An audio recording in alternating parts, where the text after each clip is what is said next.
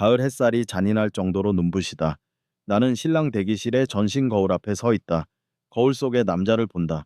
완벽하게 재단된 검은색 턱시도, 잘 정돈된 머리카락, 그리고 성공한 중년 남자의 여유로워 보이는 미소. 하지만 나는 안다. 저건 껍데기일 뿐이다. 비싼 옷감 아래 내 영혼은 덜덜 떨고 있다. 나는 넥타이를 고쳐 매려 손을 올렸다. 손끝이 미세하게 떨린다. 진정이 되지 않는다. 심장이 갈비뼈를 부러뜨릴 기세로 쿵쿵거린다. 밖에서 기다리는 하객들에게 이 심장 소리가 들릴까봐 두렵다. 오늘은 내가 재혼하는 날이다. 12년, 그 지옥 같던 방을 뛰쳐나온 지 12년이 지났다. 오늘 나는 서혜진과 결혼한다. 그녀는 폐허가 된 내 인생을 구해준 사람이다. 나의 어두운 과거를 묻지 않고 품어준 유일한 사람이다. 그러니 나는 행복해야 한다. 지금 이 순간 세상에서 가장 행복한 남자처럼 웃어야 한다. 그런데 왜 하필 지금일까? 왜 지금 그 곰팡이 냄새가 코끝을 스치는 걸까? 기억은 예고 없이 나를 12년 전에 그 반지하 방으로 끌고 간다. 습기 찬 벽지, 빚쟁이들이 문을 부술 듯 두드리던 소리, 아이를 뺏어가겠다는 협박. 나는 그때 실패한 건축가였다. 아니, 그저 빚더미에 깔린 무능한 가장이었다. 아내 지은이는 구석에 웅크리고 있었다. 6살 난 딸 수아를 품에 안고 겁에 질린 눈으로 나를 올려다보았다. 원망은 없었다. 오직 공포뿐이었다. 여보, 가요. 지은이가 떨리는 목소리로 속삭였다. 당신이 여기 있으면 저 사람들 우리를 가만두지 않을 거예요? 멀리 가서 성공하면 그때 우리 데리러 와요. 그 말은 희생이었고 동시에 나에게는 도망칠 구실이었다. 나는 비겁했다. 나는 그 밤 억수같이 쏟아지던 빗속으로 도망쳤다.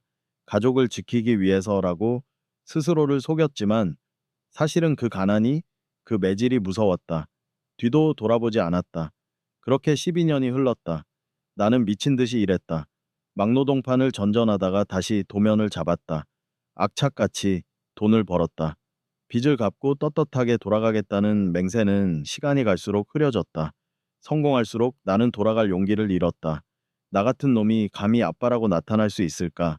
그들이 나를 잊은 건 아닐까? 아니, 차라리 잊고 새 출발을 했기를 바랐다. 나는 안주머니에 손을 넣었다. 손끝에 낡고 다른 종이의 질감이 느껴진다. 몰래 간직해온 사진 한 장. 6살 수아가 환하게 웃으며 V 미제를 그리고 있다. 그 옆에 지은이가 수줍게 미소 짓고 있다. 이것이 내 죄의 증거이자 내 유일한 보물이다. 나는 사진 속 수아의 얼굴을 엄지로 쓸어본다. 수아냐? 지금은 18살이 되었겠구나. 예쁜 숙녀가 되었니? 밥은 잘 먹고 있니? 아빠를 기억은 하니? 눈시울이 뜨거워진다. 안 된다. 오늘은 울면 안 된다. 오늘은 혜진이를 위한 날이다. 더 이상 과거에 발목 잡혀서는 안 된다. 나는 심호흡을 했다. 그리고 사진을 지갑 깊숙한 곳에 찔러 넣었다. 마치 작별 인사처럼. 미안하다, 지은아, 수아야, 정말 미안하다. 나는 이제 다른 삶을 살러 간다. 나를 용서하지 마라. 달칵. 대기실 문이 열렸다. 나는 황급히 표정을 바꾸고 돌아섰다. 자기야, 준비 다 됐어? 혜진이다. 순백의 웨딩드레스를 입은 그녀가 서 있다. 화려하지 않지만 우아하다. 42의 나이가 믿기지 않을 만큼 아름답다. 혜진이는 나의 굳은 표정을 보고 걱정스러운 듯 다가왔다. 도연 씨, 왜 그래요? 안색이 창백해.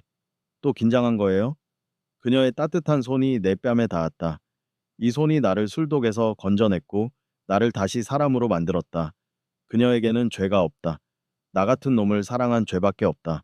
나는 혜진의 손을 잡았다. 따뜻하다. 아니야, 그냥 당신이 너무 예뻐서 꿈꾸는 것 같아서 그래. 거짓말이다. 하지만 혜진이는 환하게 웃었다. 바보, 꿈 아니에요. 우린 행복할 자격 있어요. 당신, 그동안 고생 많이 했잖아요.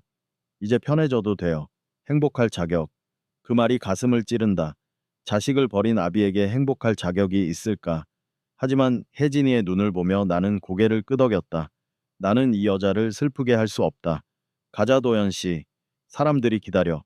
혜진이 내 팔짱을 꼈다. 우리는 문을 나섰다. 야외 결혼식장은 화려했다.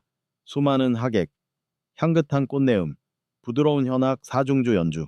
모든 것이 완벽했다. 하객들이 박수를 보낸다. 축하합니다, 장 대표님. 두 분 정말 잘 어울리세요. 나는 미소를 지으며 고개를 끄덕였다. 하지만 내 영혼은 여기 없다. 붕 뜬 기분이다. 마치 연극 무대 위에 선 광대 같다. 버진 로드 앞에 섰다. 저 길을 걸어가면 나는 완전히 새로운 장도연이 된다. 과거는 영원히 묻힌다. 사회자의 목소리가 울려 퍼졌다. 자, 이제 신랑 신부 입장이 있겠습니다. 음악이 바뀌었다. 웅장한 행진곡이 시작되었다. 나는 첫 발을 내디뎠다. 하나, 둘, 셋. 그때였다. 뭔가 이상한 기운이 느껴졌다. 소란스러운 환호성 사이로 날카로운 시선 하나가 내 심장을 뚫고 들어왔다. 본능이었다. 나는 걷던 걸음을 멈추고 고개를 돌렸다. 식장 입구, 화려한 외제차들과 검은 양복의 경호원들 사이, 그곳에 이질적인 존재가 서 있었다. 교복을 입은 소녀, 색이 바랜 낡은 동복을 입고 있다. 운동화는 흑투성이다. 머리는 대충 묶었다. 여기 있는 누구와도 어울리지 않는 가난의 냄새를 풍기는 소녀. 하지만 내 눈은 그 아이의 옷차림이 아니라 얼굴에 고정되었다. 창백한 얼굴, 크고 깊은 눈, 앙다문 입술, 심장이 덜컥 내려앉았다. 피가 거꾸로 솟는 것 같았다. 12년이 지났다. 얼굴선은 갸름해졌고 키는 훌쩍 컸다. 하지만 알 수 있다. 뼈에 새겨진 본능이 소리친다. 수아다. 내 딸 장수아. 음악 소리가 들리지 않았다. 사람들의 박수 소리도 사라졌다. 세상에 오직 나와 저 아이 둘만 남은 것 같았다. 아이가 나를 똑바로 쳐다보고 있다. 원망, 분노? 아니다. 그런 감정조차 말라버린 듯한 건조한 눈빛. 그게 더 무서웠다. 경호원들이 아이를 막으려 했다. 하지만 아이는 꿈쩍도 하지 않았다. 그저 나를 보며 입술을 깨물었다. 왜 여기 있는 거니? 어떻게 알고 온 거니? 나를 비난하러 온 거니? 아빠가 밉다고 소리치러 온 거니? 다리가 후들거렸다. 도망치고 싶었다. 하지만 움직일 수 없었다. 수아가 천천히 걸음을 옮겼다. 경호원들도 아이의 기세에 눌려 길을 터주었다. 뚜벅, 뚜벅. 낡은 운동화가 붉은 카펫을 밟는다. 그 소리가 천둥처럼 내 귀를 때린다. 하객들이 웅성거리기 시작했다. 혜진이도 놀란 듯 내 팔을 잡았다. 도연 씨진 아는 사람이에요? 나는 대답할 수 없었다. 목구멍이 꽉 막혀버렸다. 수아가 내 코앞까지 다가왔다. 가까이서 보니 아이의 얼굴이 더 선명하다. 지은이를 닮았다. 너무나도 닮았다. 눈 밑에 작은 점까지도. 아이가 멈춰 섰다. 나와 눈이 마주쳤다. 12년 만이다. 응? 수아는 아무 말도 하지 않았다. 울지도 않았다. 그저 들고 있던 손을 천천히 내밀었다. 아이의 손에는 낡은 하늘색 편지 봉투가 들려 있었다. 나는 떨리는 손으로 그 봉투를 받아들었다. 봉투 겉면을 보는 순간 나는 숨을 쉴 수가 없었다. 거기엔 수신인도 이 발신인도 없었다.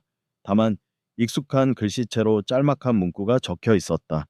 평생 잊을 수 없는 내 아내 지은이의 필체. 당신의 가장 행복한 날에 하늘이 무너져 내리는 것 같았다. 이건 수아의 편지가 아니다. 죽은 줄 알았던, 아니 죽었다고 믿고 싶었던 과거가 살아서 돌아왔다. 수아가 건조한 목소리로 입을 열었다. 엄마가 전해드리래요. 그 한마디가 내 심장에 비수처럼 꽂혔다. Word count, on, word, Korean characters, words approx. 1막, 1장 종료. 손에 들린 편지 봉투가 납덩이처럼 무겁다. 마치 뜨거운 인두를 쥐고 있는 것 같았다. 손바닥에서 시작된 자결감이 팔을 타고 심장으로 흘러 들어왔다. 숨을 들이마실 때마다 폐부 깊숙한 곳에서 날카로운 통증이 느껴졌다. 엄마가 전해드리래요. 수아의 그 건조한 목소리가 허공에 흩어지지 않고 내 귀에 들러붙어 웅궁거렸다. 엄마. 지은이. 그 이름은 나에게 금기였다. 지난 12년 동안 입 밖으로 내뱉는 것조차 두려워했던 이름. 내가 버리고 도망친 여자.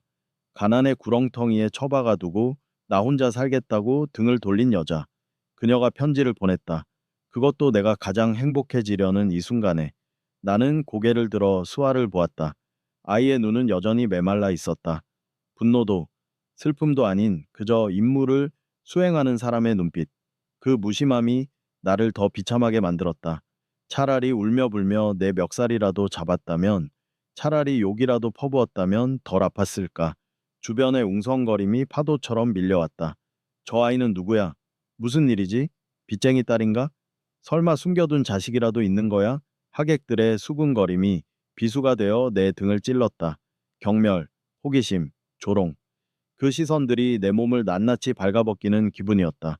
방금 전까지 나를 향해 쏟아지던 찬사와 부러움은 순식간에 의심과 경계로 바뀌어 있었다.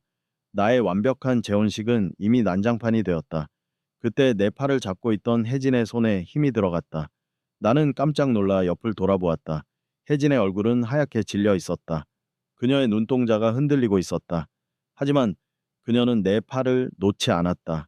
오히려 더 꽉 붙잡았다. 마치 내가 이 상황에 휩쓸려 쓰러지지 않도록 지탱해 주려는 듯이. 도연 씨, 혜진의 목소리가 떨렸다. 그녀는 두려운 눈빛으로 내 손에 들린 편지와 내 앞에 선 수아를 번갈아 보았다. 이 학생 누구예요? 그 물음에 대답해야 한다. 거짓말을 해서는 안 된다. 더 이상은 안 된다. 하지만 목구멍에 걸린 쇳덩이가 말을 막았다. 나는 입술을 달싹였다. 내 딸이야, 야, 내 딸이야. 라는 짧은 문장이 세상에서 가장 어려운 고백처럼 느껴졌다. 그 침묵을 깬 것은 수아였다. 수아는 혜진을 바라보았다. 아니, 정확히는 혜진의 순백색 웨딩드레스를 바라보았다. 그리고 혜진의 목에 걸린 영롱한 진주 목걸이를, 곱게 화장한 얼굴을 천천히 훑어보았다. 수아의 인매가 살짝 비틀렸다. 그것은 아주 찰나의 순간이었지만 명백한 비웃음이었다. 아줌마가 새 엄마예요? 당돌한 질문이었다. 예의라고는 찾아볼 수 없는 말투. 하객들 사이에서 저런 하는 탄식이 터져 나왔다. 혜진은 당황해서 어쩔 줄을 몰랐다. 그녀는 평생 교양 있고 우아한 삶을 살아온 여자다. 이런 적대적이고 날선 상황에 익숙하지 않다. 하지만 혜진은 놀랍게도 침착함을 유지하려 애썼다. 학생, 그게 무슨... 축하드려요. 수아는 말을 툭 끊었다. 그리고 고개를 꾸벅 숙였다. 인사는 정중했지만 그 목소리에는 서릿발이 서려 있었다. 우리 아빠, 잘 부탁드려요. 돈 많고 능력 좋은 분이잖아요. 옛날처럼 돈 없다고 처자식 버리고 도망갈 일은 없을 테니까 안심하세요. 쿵. 심장이 바닥으로 떨어졌다. 수아의 말 한마디 한마디가 내 뼈를 때렸다. 처자식 버리고 도망간 놈. 그것이 내 딸이 기억하는 나의 모습이었다. 변명의 여지가 없는 진실이었다. 하객들이 경악했다. 웅성거림은 이제 비난의 소음으로 바뀌었다. 세상에, 버리고 도망갔다고? 저 사람 그런 사람이었어? 혜진이가 속은 거 아냐? 나는 더 이상 견딜 수가 없었다. 내 치부가, 내 더러운 과거가 만천에 드러났다. 나는 고개를 숙였다. 쥐구멍이라도 있으면 숨고 싶었다. 수아의 눈을 똑바로 볼 수가 없었다. 수아, 야, 참. 갈라진 목소리로 겨우 딸의 이름을 불렀다. 하지만 수아는 내 부름에 대꾸조차 하지 않았다. 아이는 볼 일은 다 끝났다는 듯 몸을 돌렸다. 편지 꼭 읽어보세요. 엄마 유언이니까. 유언? 그 단어가 내 뇌리에서 폭발했다. 모든 사고가 정지했다. 시간도 멈췄다. 유언이라니? 지은이가 죽었다고? 내 손이 걷잡을 수 없이 떨리기 시작했다. 편지 봉투가 바스락거리는 소리를 내며 구겨졌다. 잠깐, 잠깐만. 나는 다급하게 소리쳤다. 멀어져가는 수아를 향해 손을 뻗었다. 하지만 발이 떨어지지 않았다. 다리에 힘이 풀려 주저앉을 것만 같았다. 수아야, 그게 무슨 말이야? 유언이라니. 엄마가, 엄마가 왜? 내 절규는 허공을 갈랐다. 수아는 멈칫했다.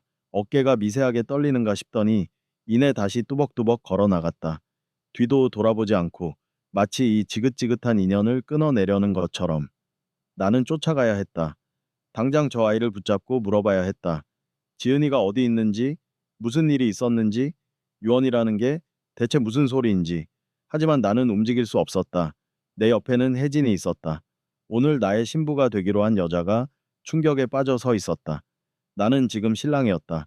수많은 하객이 보고 있었다. 이러지도 저러지도 못하는 사이 수아의 뒷모습은 인파 속으로 사라져 버렸다. 나는 멍하니 그 자리에 못 박혀 있었다.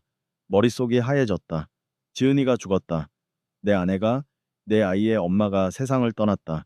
나는 그것도 모르고 여기서 턱시도를 입고 새장가를 들려 하고 있었다.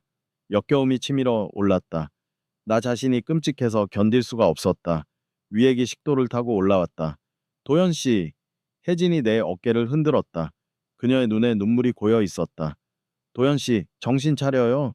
네, 설명해봐요. 저 아이가 한 말이 사실이에요? 혜진의 목소리는 애원하고 있었다. 제발 아니라고 말해달라고, 오해라고 말해달라고. 하지만 나는 그녀에게 거짓말을 할 수 없었다. 이미 모든 것이 드러난 마당에 변명은 구차할 뿐이었다. 나는 천천히 혜진을 바라보았다. 내 눈에서 눈물이 주르륵 흘러내렸다. 미안해. 내 입에서 나온 말은 그 한마디뿐이었다. 미안해, 혜진아. 정말 미안해. 혜진의 손이 힘없이 내 팔에서 떨어져 나갔다. 그녀의 눈동자에 절망이 차올랐다. 그녀가 알고 있던 성실하고 따뜻한 남자 장도연은 허상이었다. 그녀 앞에는 과거를 속이고 가족을 버린 파렴치한만 남아 있었다. 사회자가 당황해서 마이크를 잡고 뭐라 수습하려 했지만 소용없었다. 결혼식은 끝났다. 축복의 자리는 비극의 현장이 되었다. 나는 비틀거리며 단상에서 내려왔다. 사람들이 모세의 기적처럼 길을 터주었다. 그들의 눈빛은 차가웠다. 나는 도망치듯 식장을 빠져나왔다. 어디로 가야 할지 몰랐지만 일단 사람들의 시선이 없는 곳으로 가야만 했다. 정신을 차리고 보니 나는 정원 구석진 곳 커다란 느티나무 아래 서 있었다. 화려한 예식장의 소음이 멀게 느껴졌다. 나는 헐떡이며 나무 기둥에 몸을 기댔다.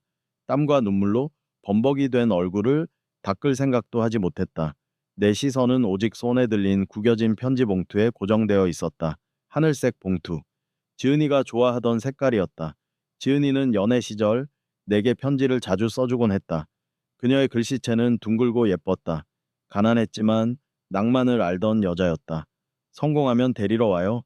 그 마지막 약속을 지키지 못한 채 12년이 흘렀다. 나는 성공했다. 하지만 데리러 가지 않았다. 아니, 갈 생각조차 하지 않았다. 나는 그녀가 나를 잊고 잘 살고 있을 거라고. 아니, 그래야만 한다고 합리화했다. 그런데 유언이라니. 손이 너무 심하게 떨려서 봉투를 뜯을 수가 없었다. 나는 심호흡을 하려 했지만 숨이 턱턱 막혔다. 겨우겨우 봉투 끝을 찢었다. 봉투 안에서 얇은 편지지 2장이 나왔다. 병원 로고가 찍힌 편지지였다. 편지지를 펼치는 순간 훅 하고 익숙한 냄새가 났다. 병원 특유의 소독약 냄새와 지은이가 쓰던 저렴한 로션 냄새가 희미하게 섞여 있었다. 글씨는 삐뚤빼뚤했다. 그 예쁘던 필체는 어디 가고 손에 힘이 들어가지 않아 겨우 펜을 쥐고 쓴 듯한 흔들리는 글씨들이 종이를 채우고 있었다. 군데군데 눈물 자국으로 잉크가 번져 있었다. 첫 문장을 읽는 순간 나는 무너져 내렸다. 사랑하는 여보, 도연 씨에게. 여보라니, 나 같은 놈에게 여보라니. 12년 동안 소식 한 번 없던 남편에게, 다른 여자와 결혼하려는 남자에게 그녀는 여전히 여보라고 부르고 있었다. 다리에 힘이 풀려 털썩 주저앉았다. 흙바닥에 비싼 턱시도 바지가 더러워졌지만 상관없었다. 당신이 이 편지를 읽고 있다면 나는 아마 이 세상에 없겠네요. 수화를 통해 이 편지가 당신에게 전해지기를 간절히 기도하며 펜을 듭니다. 도연 씨, 많이 힘들었죠? 혼자서 그 험한 세상 헤쳐나가느라 얼마나 고생이 많았어요? 밥은 챙겨 먹고 다녔는지 아픈 데는 없었는지 12년 동안 하루도 당신 걱정을 안 한 날이 없었어요. 원망이 아니었다. 저주도 아니었다. 편지에는 오직 나에 대한 걱정과 그리움만이 가득했다. 가슴을 쥐어뜯고 싶었다. 차라리 욕을 써놓지. 차라리 죽어서도 용서하지 않겠다고 저주를 퍼붓지. 왜? 왜 이렇게 바보같이 착한 거야? 눈물이 봇물 터지듯 쏟아져 글자가 흐릿해졌다. 나는 옷소매로 눈물을 벅벅 닦아내며 다음 줄을 읽어 내려갔다. 당신이 우리를 버렸다고 생각하지 않아요. 당신은 우리를 살리기 위해 떠난 거잖아요. 나도 알아요. 당신이 얼마나 책임감이 강한 사람인지. 아니야, 지은아, 틀렸어. 나는 도망친 거야. 나는 비겁한 놈이야. 나를 그렇게 좋게 생각하지 마. 사실은 당신에게 꼭 해야 할 말이 있어요. 당신이 떠나고 2년 뒤 외할머니가 남겨주신 시골 땅이 개발되면서 보상금을 받게 되었어요. 나는 눈을 의심했다. 보상금?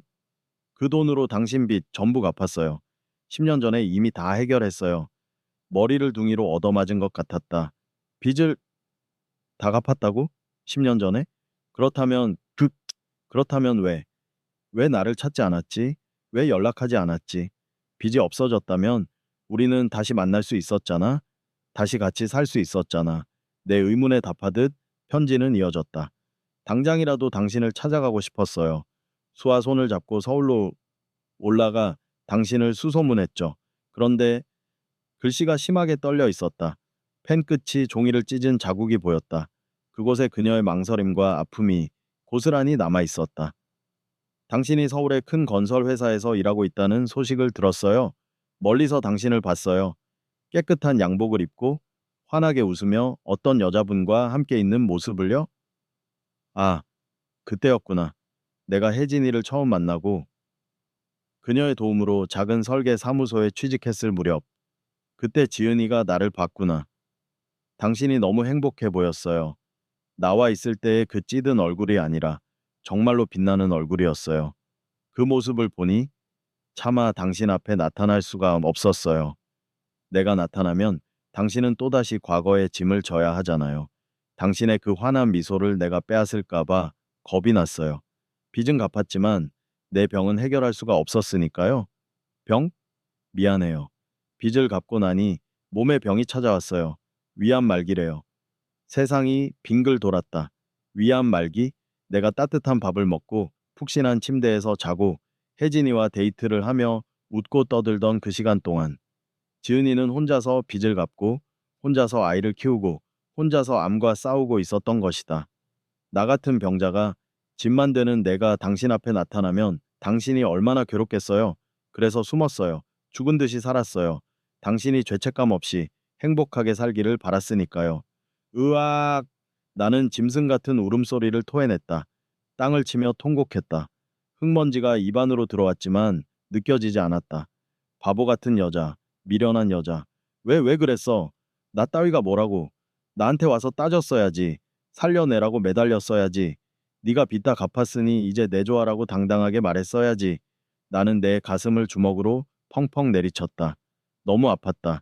심장이 찢어 발겨지는 것 같았다. 나의 12년은, 나의 성공은 지은이의 피눈물 위에 세워진 사상 누각이었다. 그녀의 희생 덕분에 내가 숨을 쉬고 있었던 것이다. 나는 그것도 모르고 그런데 도현 씨, 이제 시간이 얼마 안 남은 것 같아요. 염치 없지만 마지막 부탁 하나만 할게요. 마지막 줄. 우리 수아, 이제 세상에 수아 혼자 남아요. 나는 괜찮지만 우리 딸은 아빠가 필요해요. 한 번만, 딱 한 번만 수아를 안아주세요. 편지는 거기서 끝이었다. 바람이 불었다. 편지지가 팔락거리며 내 손에서 빠져나가려 했다. 나는 황급히 편지를 가슴에 품었다. 지은이의 온기가, 지은이의 고통이 내 가슴으로 스며들었다. 고개를 들었다. 저 멀리 텅 빈 식장 너머로 해가 지고 있었다. 붉은 노을이 하늘을 피처럼 물들이고 있었다. 나는 일어섰다. 비틀거렸지만 다시 넘어지지 않았다. 가야 한다. 수에게 가야 한다. 나는 미친 사람처럼 달리기 시작했다. 신부도, 하객도, 체면도, 성공도 이제 아무것도 중요하지 않았다. 내 딸이 지은이가 목숨을 바쳐 지켜낸 내 딸이 이제 어딘가에서 울고 있을 것이다. Word count 88중 Korean characters words of prox 1막 2장 종료. 심장이 터질 것 같다. 폐가 찢어지는 고통이 느껴졌지만 멈출 수 없었다. 수아야, 장수아. 나는 목이 터져라. 딸의 이름을 불렀다. 웨딩홀의 주차장을 지나 언덕길을 미친 듯이 뛰어 내려갔다. 잘 닦인 구두가 아스팔트 바닥을 긁는 소리가 거칠게 울렸다. 넥타이가 목을 졸라오는 것 같아 거칠게 풀어헤쳐 바닥에 던져버렸다. 저 멀리 버스 정류장이 보였다. 낡은 벤치에 힘없이 앉아있는 작은 등, 바람에 날리는 머리카락, 수아였다. 아직 떠나지 않았다. 안도감과 죄책감이 동시에 밀려와 다리가 풀릴 뻔했다. 나는 마지막 힘을 짜내어 달려갔다. 수아, 헉, 수아야. 거친 숨을 몰아쉬며 아이 앞에 멈춰 섰다. 수아가 천천히 고개를 들었다. 나를 보는 눈빛이 서늘했다. 땀범벅이 된 내 모습, 흐트러진 머리, 흙이 묻은 턱시도 바지. 그 꼴을 보고도 아이는 놀라지 않았다. 왜 따라오셨어요? 사무적인 말투, 마치 귀찮은 잡상인을 대하는 듯한 태도. 가세요. 식 아직 안 끝났잖아요. 식이라니. 그게 지금 중요해. 엄마가, 내 엄마가 말이 이어지지 않았다. 죽었다는 단어를 입 밖으로 내는 순간 그것이 진짜 현실이 되어버릴까봐 두려웠다. 나는 떨리는 손을 뻗어 수아의 어깨를 잡으려 했다. 그 순간 수아가 화들짝 놀라며 몸을 뒤로 뺐다. 마치 닿아서는 안 될 것이 닿은 것처럼. 그 거부의 몸짓이 수천 개의 바늘이 되어 내 가슴을 찔렀다. 만지지 마세요. 수아가 낮게 으르렁거렸다. 이제 와서 아빠 노릇 하려는 거예요? 편지 읽고 나니까 갑자기 불쌍해졌어요. 죄책감 덜고 싶어서 그래요? 아니야. 그런 게 아니야. 그럼 뭔데요? 12년 동안 어디서 뭐 하고 살았는지 코빼기도 안 비치다가 엄마 죽고 나니까 이제야. 수아의 목소리가 처음으로 높아졌다. 메마른 눈동자에 물기가 차오르기 시작했다. 그동안 꾹꾹 눌러 담았던 억울함과 그리움, 그리고 원망이 두기 터지듯 쏟아져 나왔다. 엄마가 아플 때 아빠는 어디 있었어요? 엄마가 밤새 통증 때문에 뒹굴 때, 내가 무서워서 울고 있을 때 아빠는 어디 있었냐고요? 우리가 곰팡이 핀 방에서 라면 하나로 하루를 버틸 때 아빠는 저기서 스테이크 썰고 있었잖아요. 하얀 드레스 입은 아줌마랑 웃고 있었잖아요. 할 말이 없었다. 모두 사실이었다. 나는 변명할 수조차 없는 죄인이었다. 털썩. 나는 아스팔트 바닥에 무릎을 꿇었다. 자존심도 체면도 중요하지 않았다. 지나가던 차들이 속도를 줄이며 힐끔거렸지만 상관없었다. 미안하다. 수아야, 아빠가 죽일 놈이야. 잘못했다. 나는 땅바닥에 머리를 박고 오열했다. 12년 동안 쌓아 올린 성공의 탑이 무너져 내렸다. 나는 건축가 장도연이 아니었다. 나는 그저 가족을 버리고 도망친 비겁한 도망자일 뿐이었다. 수아는 울고 있는 나를 내려다보았다. 경멸과 연민이 뒤섞인 복잡한 표정. 일어나세요. 사람들 봐요. 못 일어나. 너 용서받기 전엔 못 일어나. 용서 같은 거 안 해요. 엄마는 바보라서 아빠 용서했는지 몰라도 나는 절대 안 해요. 수아는 독하게 내뱉었다. 하지만 아이의 코끝도 빨개져 있었다. 그때였다. 끼익. 날카로운 브레이크 소리와 함께 하얀색 승용차 한 대가 우리 옆에 멈춰 섰다. 문이 열리고 누군가 다급하게 뛰쳐나왔다. 웨딩드레스 자락을 휘날리며 달려오는 여자. 혜진이었다. 그녀는 화장도 다 지워지고 머리도 헝클어진 채였다. 굽 높은 구두를 신고 뛰느라 발목이 위태로워 보였다. 도연 씨, 혜진이 내 옆으로 달려와 무릎을 꿇었다. 나를 일으켜 세우려 했지만 나는 꼼짝도 하지 않았다. 혜진아, 미안해. 나 결혼 못해. 아니, 안 해. 나는 혜진의 눈을 피하며 말했다. 나 같은 놈은 너랑 살 자격 없어. 나는 쓰레기야. 혜진은 대답 대신 내 뺨을 꽉 잡고 고개를 들게 했다. 그녀의 눈에 눈물이 가득했지만 눈빛만은 흔들리지 않았다. 정신 차려요, 장도연. 그녀의 목소리는 단호했다. 지금 자학하고 있을 때예요? 당신이 여기서 울고 있다고 죽은 사람이 돌아와요? 그게 당신 딸이 원하는 걸까요? 혜진은 고개를 돌려 수아를 바라보았다. 수아는 낯선 여자의 등장에 경계심을 드러내며 뒷걸음질 쳤다. 혜진이 수에게 말했다. 네가 수아구나. 얘기 들었어. 아빠가 밉지? 죽도록 밉지? 나라도 그럴 거야. 평생 용서 안 해도 돼. 그런데 혜진은 잠시 숨을 고르더니 놀라운 말을 꺼냈다. 엄마 보러 가자. 나와 수아 둘 다 눈이 휘둥그레졌다.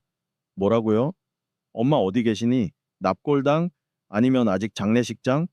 수아가 우물쭈물하다가 기어들어가는 목소리로 대답했다. 납골당이요? 파주에. 혜진은 자리에서 벌떡 일어났다. 그리고 내 손을 잡아당겨 억지로 일으켜 세웠다. 일어나. 운전해. 지금 당장 파주로 가. 혜진아, 너 지금 결혼식은 이미 엉망됐어. 하객들 다 돌려보냈고.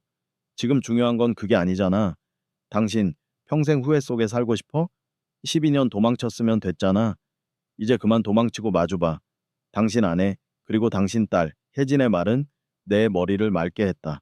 그녀는 나보다 강했다. 나보다 훨씬 어른이었다. 나는 비틀거리며 일어섰다. 다리에 힘이 들어갔다. 그래, 가야 한다.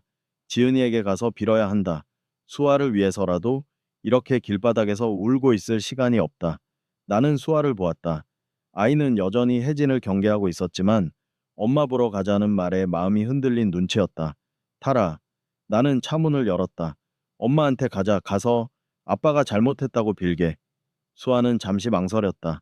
버스 정류장의 시간표를 한번 보고 나와 혜진을 번갈아 보았다. 그리고 말없이 뒷좌석에 올라탔다.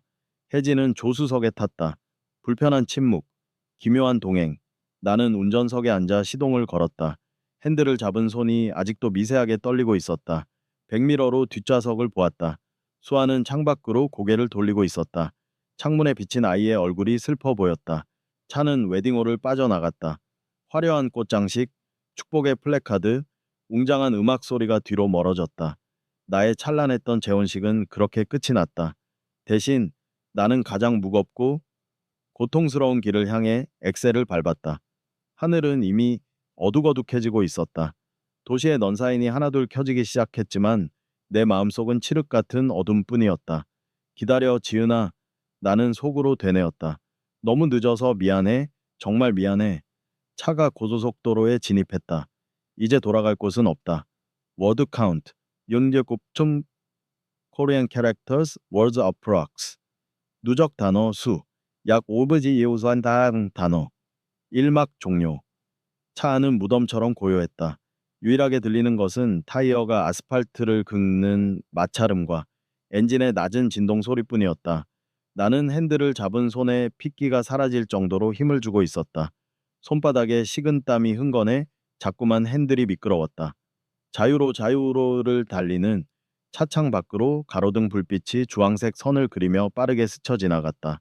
마치 타임머신을 타고 과거로 빨려 들어가는 기분이었다. 백미러를 힐끔거렸다. 뒷좌석 어둠 속에 수아가 앉아 있었다. 아이는 창문에 머리를 기댄 채 밖을 보고 있었다. 가끔 지나가는 차의 헤드라이트 불빛이 아이의 얼굴을 비출 때마다 나는 숨을 멈췄다. 무표정한 얼굴. 하지만 유리창에 비친 그 눈은 젖어 있었다. 조수석에 혜진도 말이 없었다. 그녀는 팔짱을 낀 채 앞만 보고 있었다. 웨딩드레스 위에 내가 벗어준 재킷을 걸치고 있었지만 그녀의 어깨는 가늘게 떨리고 있었다. 숨이 막혔다. 이 좁은 차 안에 나를 증오하는 딸과 나에게 배신당한 예비 신부가 함께 타고 있다. 나는 가해자이자 운전기사였다. 이 상황 자체가 나에게 내려진 형벌 같았다. 배, 안 고프니? 나는 견디다 못해 침묵을 깼다. 목소리가 쩍 갈라져 나왔다. 수아는 대답이 없었다. 미동조차 하지 않았다. 대신 꼬르륵 하는 소리가 정막을 뚫고 작게 울렸다. 수아가 당황한 듯 움찔하며 배를 감싸 쥐는 게 백미러로 보였다. 나는 가슴이 아려왔다. 결혼식장까지 오느라 얼마나 걸었을까? 돈은 있었을까? 하루 종일 아무것도 못 먹었을 텐데. 혜진이 부스럭거리며 가방을 뒤적였다. 그녀는 작은 초콜릿바와 생수병을 꺼냈다. 그리고 몸을 돌려 뒷좌석으로 내밀었다. 이거라도 좀 먹어. 저녁 못 먹었잖아. 혜진의 목소리는 차분했지만 평소의 다정함과는 거리가 있었다. 그녀 역시 혼란스러울 것이다. 수아는 혜진의 손과 초콜릿을 번갈아 보았다. 자존심 때문에 거절하고 싶어하는 눈치였다. 하지만 18살의 허기는 고집보다 강했다. 수아는 낚아채듯 초콜릿을 받아들었다. 감사합니다. 짧고 퉁명스러운 인사. 포장지를 뜯는 소리가 들렸다. 혜진이 다시 앞을 보며 나직하게 물었다. 언제부터였어? 주어가 없는 질문이었지만 나는 무엇을 묻는지 알았다. 뭐가 아내분 많이 아팠던 거야? 나는 입술을 깨물었다. 내가 대답할 수 있는 질문이 아니었다. 나는 아무것도 몰랐으니까. 뒷좌석에서 우물거리던 소리가 멈췄다. 수아가 입을 열었다. 2년 됐어요. 아이의 목소리는 차가웠다. 초콜릿의 단맛으로도 녹일 수 없는 냉기였다. 아빠가 올해 건축가상 받았다고 신문에 났던 날, 그날 엄마가 위암 판정받았어요. 핸들이 휙 돌아갈 뻔했다. 나는 급히 브레이크를 밟으며 차선을 바로잡았다. 뒤에서 경적 소리가 울렸다. 올해의 건축가상 기억한다. 내 인생에서 가장 화려했던 날. 호텔 연회장에서 트로피를 들고 웃던 나. 혜진이 꽃다발을 주며 축하해줬던 그날. 샴페인을 터뜨리며 이제 고생 끝났다고 외쳤던 그날. 그 시각 지은이는 암 선고를 받고 병원 복도에 주저앉아 있었던 것이다. 엄마는 신문을 오려서 병상 옆에 붙여놨어요. 수아의 잔인한 고백이 이어졌다. 항암 치료받으면서 머리카락이 다 빠지고 토하느라 위에까지 쏟아내면서도 그 사진 보면서 웃었어요. 우리 남편 멋있다. 성공해서 다행이다. 그러면서요. 그만해. 나도 모르게 신음처럼 내뱉었다. 더 이상 들으면 심장이 터져버릴 것 같았다. 왜 그만해요? 듣기 싫으세요? 수아가 의자를 발로 툭 찼다. 나는 매일 밤 엄마가 고통스러워하는 비명 소리를 들었어요. 진통제가 안 들어서 벽을 긁으며 우는 소리를요. 아빠는 그 시간에 뭐 했는데요? 좋은 집에서, 푹신한 침대에서 잤겠죠? 수아야, 아빠가 잘못했어. 제발. 엄마가 죽기 전 일주일은 물도 못 마셨어요. 그런데도 정신이 들 때마다 아빠 이름 불렀어요. 도연 씨 밥은 먹었을까? 도연 씨 셔츠 다려줘야 하는데 바보같이, 멍청이같이. 수아의 목소리가 울음으로 젖어들었다. 나는 엄마가 미웠어요. 아빠보다 엄마가 더 미웠어요. 왜 저런 사람을 그리워해요? 왜 저런 사람 때문에 자기 인생을 망쳐요? 나 같으면 저주해서 죽여버렸을 텐데. 차 안은 순식간에 눈물바다가 되었다. 나의 눈물, 수아의 오열, 그리고 옆에서 혜진이 흐느끼는 소리가 들렸다. 혜진은 내 약혼녀이기 전에 여자였고 사람이었다. 같은 여자가 겪었을 그 끔찍한 고통과 그럼에도 불구하고 지켜낸 사랑의 무게에 압도당한 것 같았다. 미안해요. 학생, 혜진이 떨리는 목소리로 말했다. 내가, 내가 뺏어서 미안해. 아줌마가 정말 미안해. 혜진의 사과에 수아의 울음소리가 더 커졌다. 아이는 엉엉 소리내어 울었다.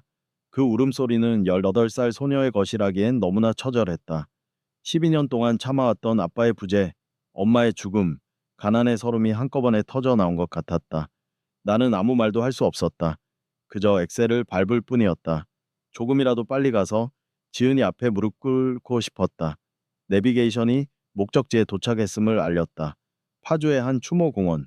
밤 9시가 넘은 시각. 당연히 정문은 굳게 닫혀 있었다. 관리사무소에 불도 꺼져 있었다.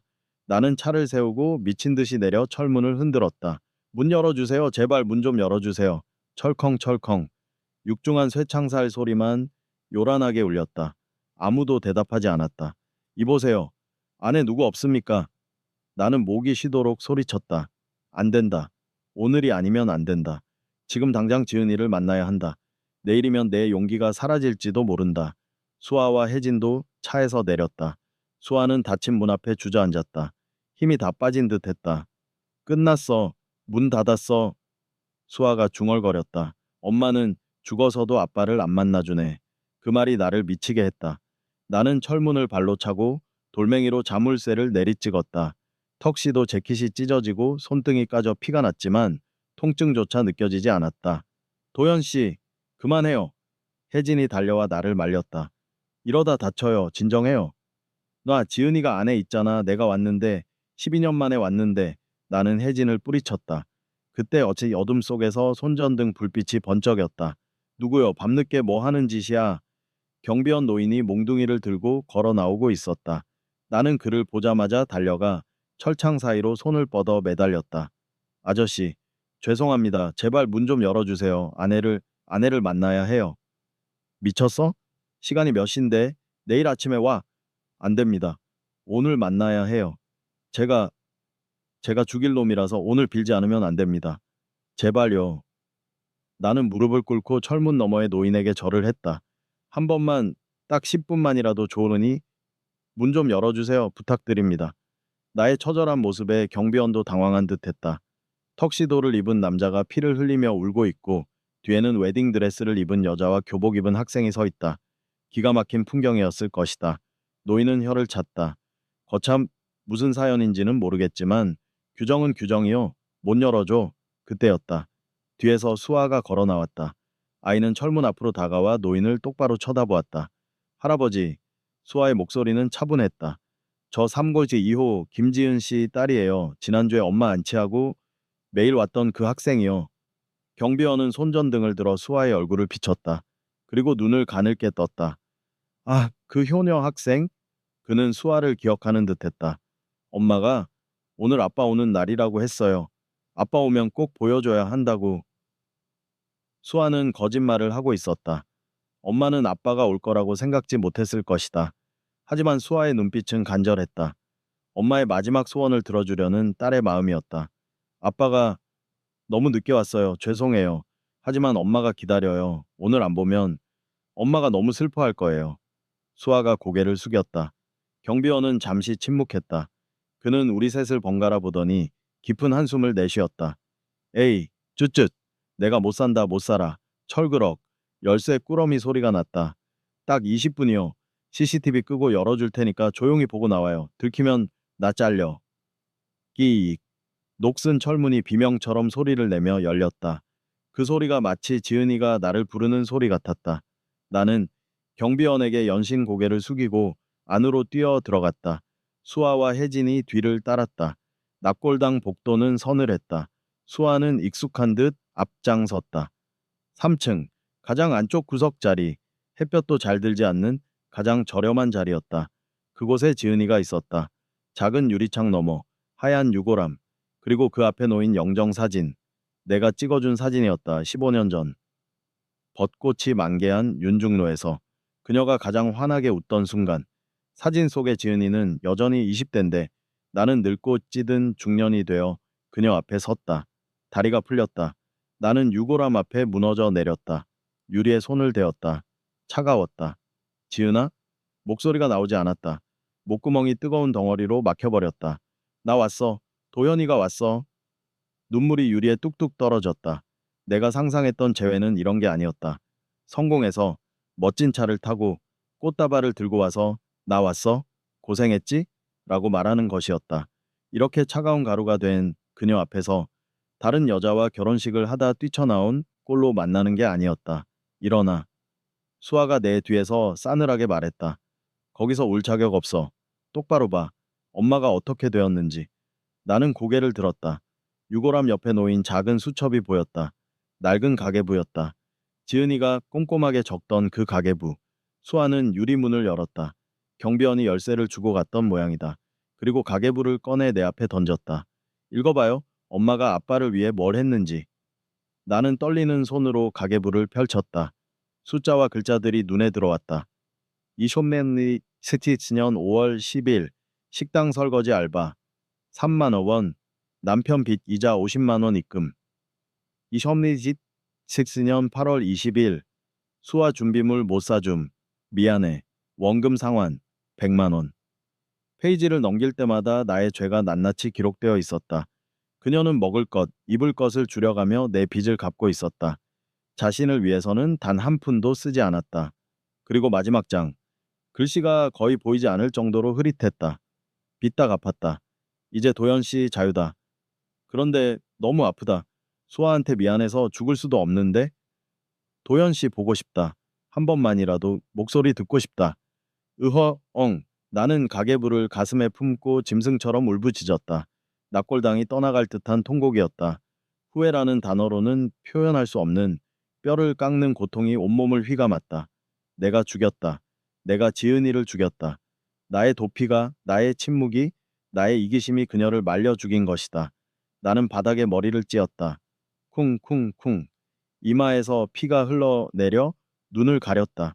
그래도 멈출 수 없었다. 이 머리통을 부숴버리고 싶었다. 이 나쁜 놈아, 이 나쁜 놈아. 스스로를 욕하며 자해하는 나를 누군가 뒤에서 꽉 끌어안았다. 혜진이었다. 하지 마요. 제발 그만해요. 혜진은 피투성이가 된 나를 안고 같이 울었다. 수아는 그 모습을 그저 바라보고 있었다. 차갑게 식은 눈으로. 하지만 뺨에는 눈물이 하염없이 흐르는 채로 그 밤 납골당에는 세 사람의 울음소리만이 공허하게 메아리쳤다.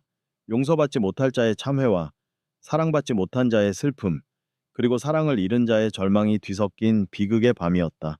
워드 카운트 2850 approx 2막 1장 종료. 납골당을 나설 때 밤 공기는 차갑다 못해 날카로웠다. 우리는 다시 차에 탔다. 돌아오는 길은 갈 때와 달랐다. 침묵은 여전했지만 그 질감이 변해 있었다.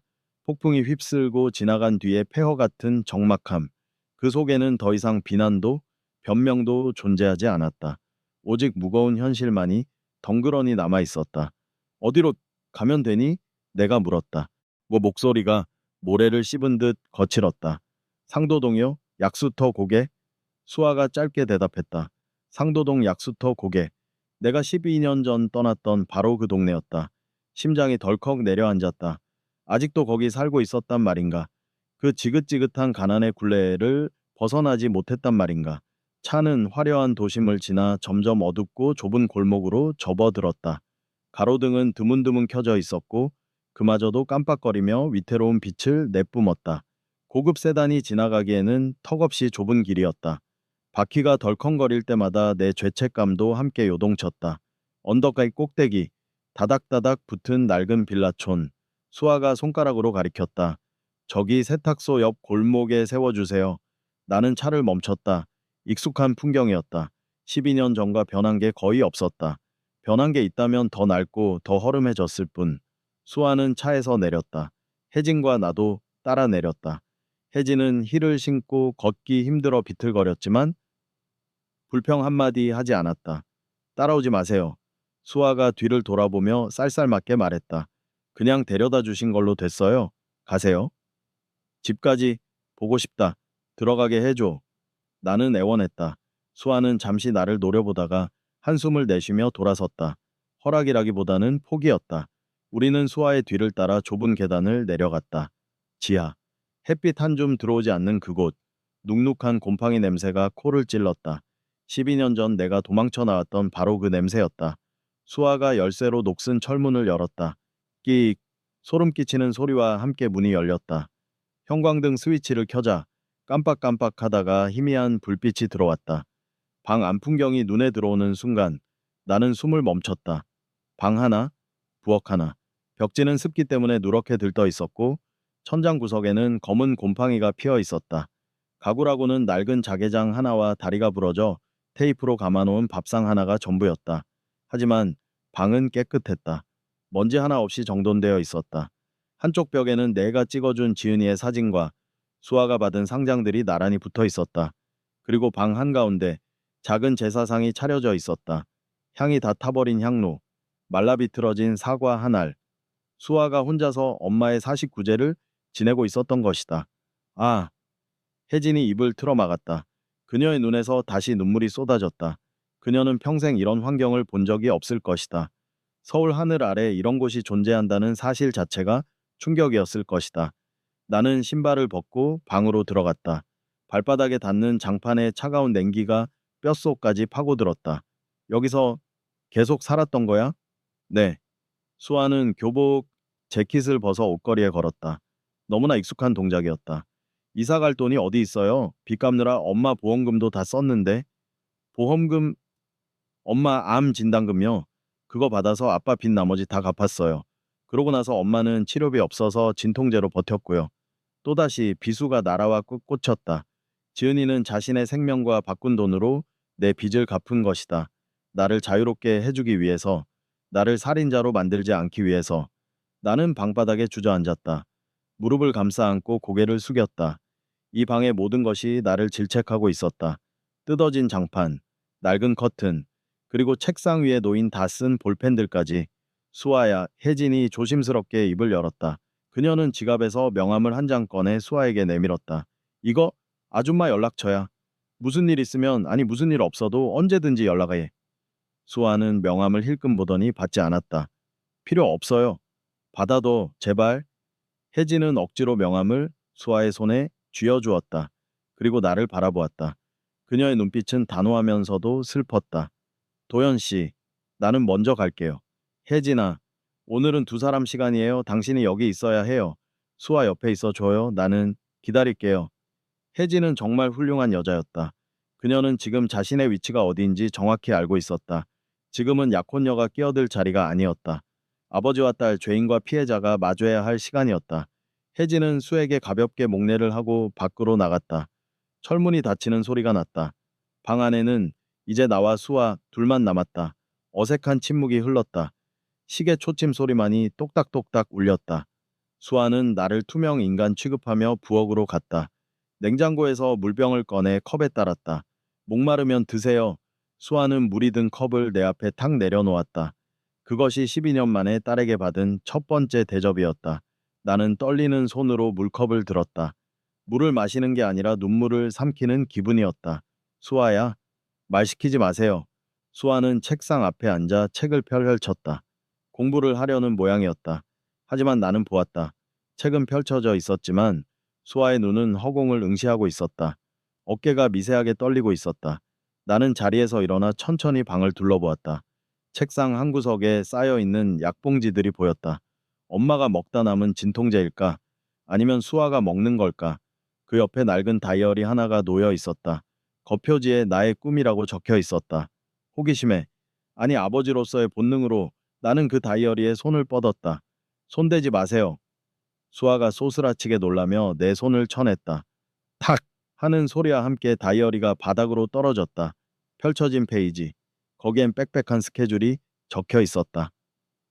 꿍꿍 꿍 08통 신문 배달. 학고는 16천, 학교 17천 2만원, 편의점 알바니인 23,000원, 9천, 식당 설거지. 그리고 맨 아래 붉은색 펜으로 크게 쓰인 글씨. 대학 포기, 등록금 없음. 내 눈이 튀어나올 것 같았다. 대학 포기. 수아는 전교 1등을 놓치지 않던 아이였다. 어릴 때부터 머리가 좋았다. 그런 아이가 대학을 포기했다니. 이게, 이게 뭐냐? 나는 떨리는 목소리로 물었다. 바닥에 떨어진 다이어리를 주워들었다. 내놔요. 수아가 다이어리를 뺏으려 달려들었다.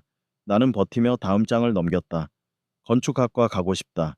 아빠처럼 멋진 집을 짓고 싶다. 하지만 안 된다. 엄마 병원비가 먼저다. 미안해, 엄마. 나 대학 안 가도 돼. 나중에 가면 돼. 건축학과? 나는 멍하니 수아를 바라보았다. 이 아이는 나를 원망하면서도 내 꿈을 꾸고 있었다. 나처럼 건축가가 되고 싶어 했다. 그런데 내가, 못난 아비인 내가 그 꿈을 짓밟았다. 왜, 왜 말 안 했어? 말하면 뭐가 달라져요? 수아는 다이어리를 낚아채며 소리쳤다. 아빠가 등록금 대줄 거예요? 아니잖아요. 아빠는 우리 버렸잖아요. 지금이라도, 지금이라도 가면 되잖아. 아빠가 보내줄게. 유학도 보내주고 다 해줄게. 돈으로 해결하려고 하지 마세요. 수아의 눈에서 불꽃이 튀었다. 아빠 돈 필요 없어요. 그 더러운 돈, 시원도 안 받아요. 수아야, 나가요. 제발 나가주세요. 꼴도 보기 싫어요. 수아는 문을 가리키며 악을 썼다. 하지만 나는 나갈 수 없었다. 이대로 나가면 나는 정말 영영 아빠가 될 수 없을 것 같았다. 나는 수에게 다가갔다. 아이가 발버둥 쳤지만 나는 억지로 아이를 끌어안았다. 작고 마른 몸, 뼈만 앙상한 어깨. 놔, 이거 놔요. 더러워. 수아는 내 가슴을 주먹으로 내리쳤다. 발로 정강이를 찼다. 아팠다. 하지만 지은이가 겪었을 고통에 비하면 아무것도 아니었다. 때려, 더 때려. 아빠 죽을 때까지 때려. 나는 수아를 놓지 않고 더 꽉 안았다. 미안하다, 수아야. 아빠가 늦게 와서 미안해. 너 혼자 고생시켜서 미안해. 꿈 포기하게 해서 미안해. 내 눈물이 수아의 어깨를 적셨다. 수아의 저항이 점점 약해졌다. 주먹질이 멈췄다. 그리고 아이의 몸이 흐느낌으로 흔들리기 시작했다. 으흐흐흐흐흐흐. 아빠, 아빠. 12년 만에 처음으로 아이가 내 품에서 울었다. 도끼가 빠져나간 자리. 그곳에는 엄마를 잃고 세상에 홀로 남겨진 18살 소녀의 두려움만이 남아 있었다. 무서웠어. 너무 무서웠어. 수아는 내 옷자락을 꽉 움켜쥐고 오열했다. 엄마 죽는데 나 혼자 어떡해. 나 너무 무서웠어. 알아, 알아, 아빠가 잘못했어. 이제 아빠가 옆에 있을게. 아무데도 안 갈게. 우리는 그 좁고 냄새나는 방 한가운데서 서로를 부둥켜 안고 울었다. 벽에 걸린 지은이의 사진이 우리를 내려다보고 있었다. 사진 속에 그녀가 슬프게 웃고 있는 것 같았다. 한참을 울고 난 뒤 수아는 지쳐서 잠이 들었다. 나는 아이를 낡은 이불 위에 눕혔다. 눈물로 얼룩진 얼굴을 닦아주었다. 거친 손, 손가락마다 붙어있는 반창고, 식당 설거지를 하느라 튼 손등. 나는 그 손에 얼굴을 묻고 소리 없이 울었다. 밤이 깊었다. 나는 잠들 수 없었다. 이 좁은 방, 곰팡이 냄새, 그리고 잠든 딸의 숨소리. 이것이 내가 외면했던 나의 진짜 현실이었다. 나는 턱시도 재킷을 벗어 옷걸이에 걸었다. 그리고 소매를 걷어붙였다. 부엌으로 가서 밀린 설거지를 하기 시작했다. 냄비에 눌어붙은 밥풀을 긁어내고 더러운 행주를 빨았다. 방구석에 쌓인 먼지를 닦아내고 널브러진 빨래를 개켰다. 이것이라도 해야 했다. 이렇게라도 하지 않으면 미쳐버릴 것 같았다. 새벽 3시. 청소를 마치고 수아의 책상 앞에 앉았다. 다이어리를 다시 펼쳤다. 아이의 꿈, 아이의 절망이 고스란히 적혀 있는 페이지. 나는 주머니에서 만년필을 꺼냈다. 항상 가슴에 꽂고 다니던 몽블랑 만년필. 성공의 상징. 나는 다이어리의 빈 페이지에 글을 썼다. 수아야, 아빠가 너의 꿈을 지켜줄게. 네가 짓고 싶은 집 아빠랑 같이 짓자. 그것은 약속이었다. 내 남은 인생을 건 맹세였다. 그때 밖에서 인기척이 들렸다. 누군가 조심스럽게 문을 두드렸다. 이 시간에 누구일까? 나는 숨을 죽이고 현관으로 다가갔다. 문을 살짝 열었다. 문 밖에는 혜진이 서 있었다. 돌아간 줄 알았던 그녀가 편의점 봉투를 양손 가득 들고 서 있었다. 화장은 다 지워졌고 머리는 묶어 올린 수수한 모습. 그녀는 쑥스러운 듯 웃었다. 배고플까봐 죽이랑 반찬 좀 사왔어요. 그녀는 가지 않았다. 차 안에서 혹은 근처 찜질방에서 기다리다가 우리가 배고플까봐 먹을 것을 사들고 온 것이다. 나는 목이 메었다. 이 여자에게 나는 무슨 짓을 하고 있는 건가? 혜진아, 쉿, 수아 깨어. 혜진은 조용히 들어와 부엌 식탁에 죽을 내려놓았다. 그리고 방 안을 둘러보았다. 내가 청소해 놓은 것을 보고 미소를 지었다. 잘했어요. 아빠 노릇 이제 시작이네요. 그녀의 따뜻한 말 한마디가 내 얼어붙은 심장을 녹였다. 나는 그녀를 꽉 안았다. 고마워. 정말 고마워. 고마우면 갚아요. 평생. 혜진이 내 등을 토닥여 주었다. 그날 밤 우리 셋은 그 좁은 지하 단칸방에 함께 있었다. 수아는 잠들고 나와 혜진은 서로의 천에 의지한 채 밤을 지새웠다. 결혼식장에 화려한 조명은 없었지만 그 어느 때보다 따뜻한 밤이었다. 하지만 우리는 알지 못했다. 아침이 오면 또 다른 시련이 우리를 기다리고 있다는 것을. 수아의 책상 서랍 깊숙한 곳에 숨겨져 있던 빨간색 압류 딱지가 붙은 봉투를 우리는 아직 발견하지 못했다. 워드 카운트 3자 묶고 approx 유장 종료. 아침 햇살이 지하방의 작은 창문을 통해 먼지처럼 쏟아져 들어왔다. 그 희미한 빛에 잠이 깼다. 눈을 뜨자마자 보인 것은 곰팡이 핀 천장이었다. 아, 꿈이 아니었구나. 나는 어제 혜진이와 함께 수아의 자취방에서 잠들었다. 불편한 쪽잠이었지만 지난 12년 중 가장 깊게 잤다. 옆을 보니 혜진이는 벽에 기대어 졸고 있었고 수아의 이불은 비어 있었다. 화들짝 놀라 일어났다. 수아야, 부엌 쪽에서 달그락거리는 소리가 났다. 수아가 교복을 입은 채 서 있었다. 젖은 머리를 수건으로 대충 털며 냄비에 물을 올리고 있었다. 벌써 학교 가니? 내가 조심스럽게 물었다. 시계는 아침 6시 반을 가리키고 있었다. 신문 돌려야 해요. 수아는 나를 쳐다보지도 않고 대답했다. 신문 배달. 요즘 세상에 여고생이 신문 배달이라니. 아빠가 데려다 줄게. 그만둬라. 그런 거. 상관하지 마세요. 한 달만 더 하면 적금 만기예요. 수아의 고집은 옹골찼다. 저 고집이 부모 없는 하늘 아래서 아이를 지켜온 유일한 무기였으리라. 그때였다. 쾅, 쾅, 쾅. 현관문이 부서져라 울렸다. 나는 깜짝 놀라 혜진을 깨웠다. 수아는 익숙한 듯 미간을 찌푸리며 한숨을 내쉬었다. 누구세요? 수아가 문을 열기도 전에 밖에서 걸걸한 목소리가 들려왔다. 학생, 안에 있는 거 다 알아. 문 열어. 수아가 문을 열자 험상궂게 생긴 중년 여자가 들이닥쳤다. 집주인 아줌마였다. 아이고, 내가 못 살아.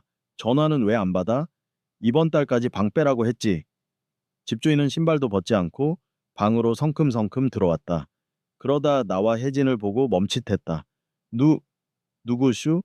빚쟁이들인가? 아니요, 저는. 내가 말을 더듬는 사이 집주인은 수아에게 대고 삿대질을 시작했다.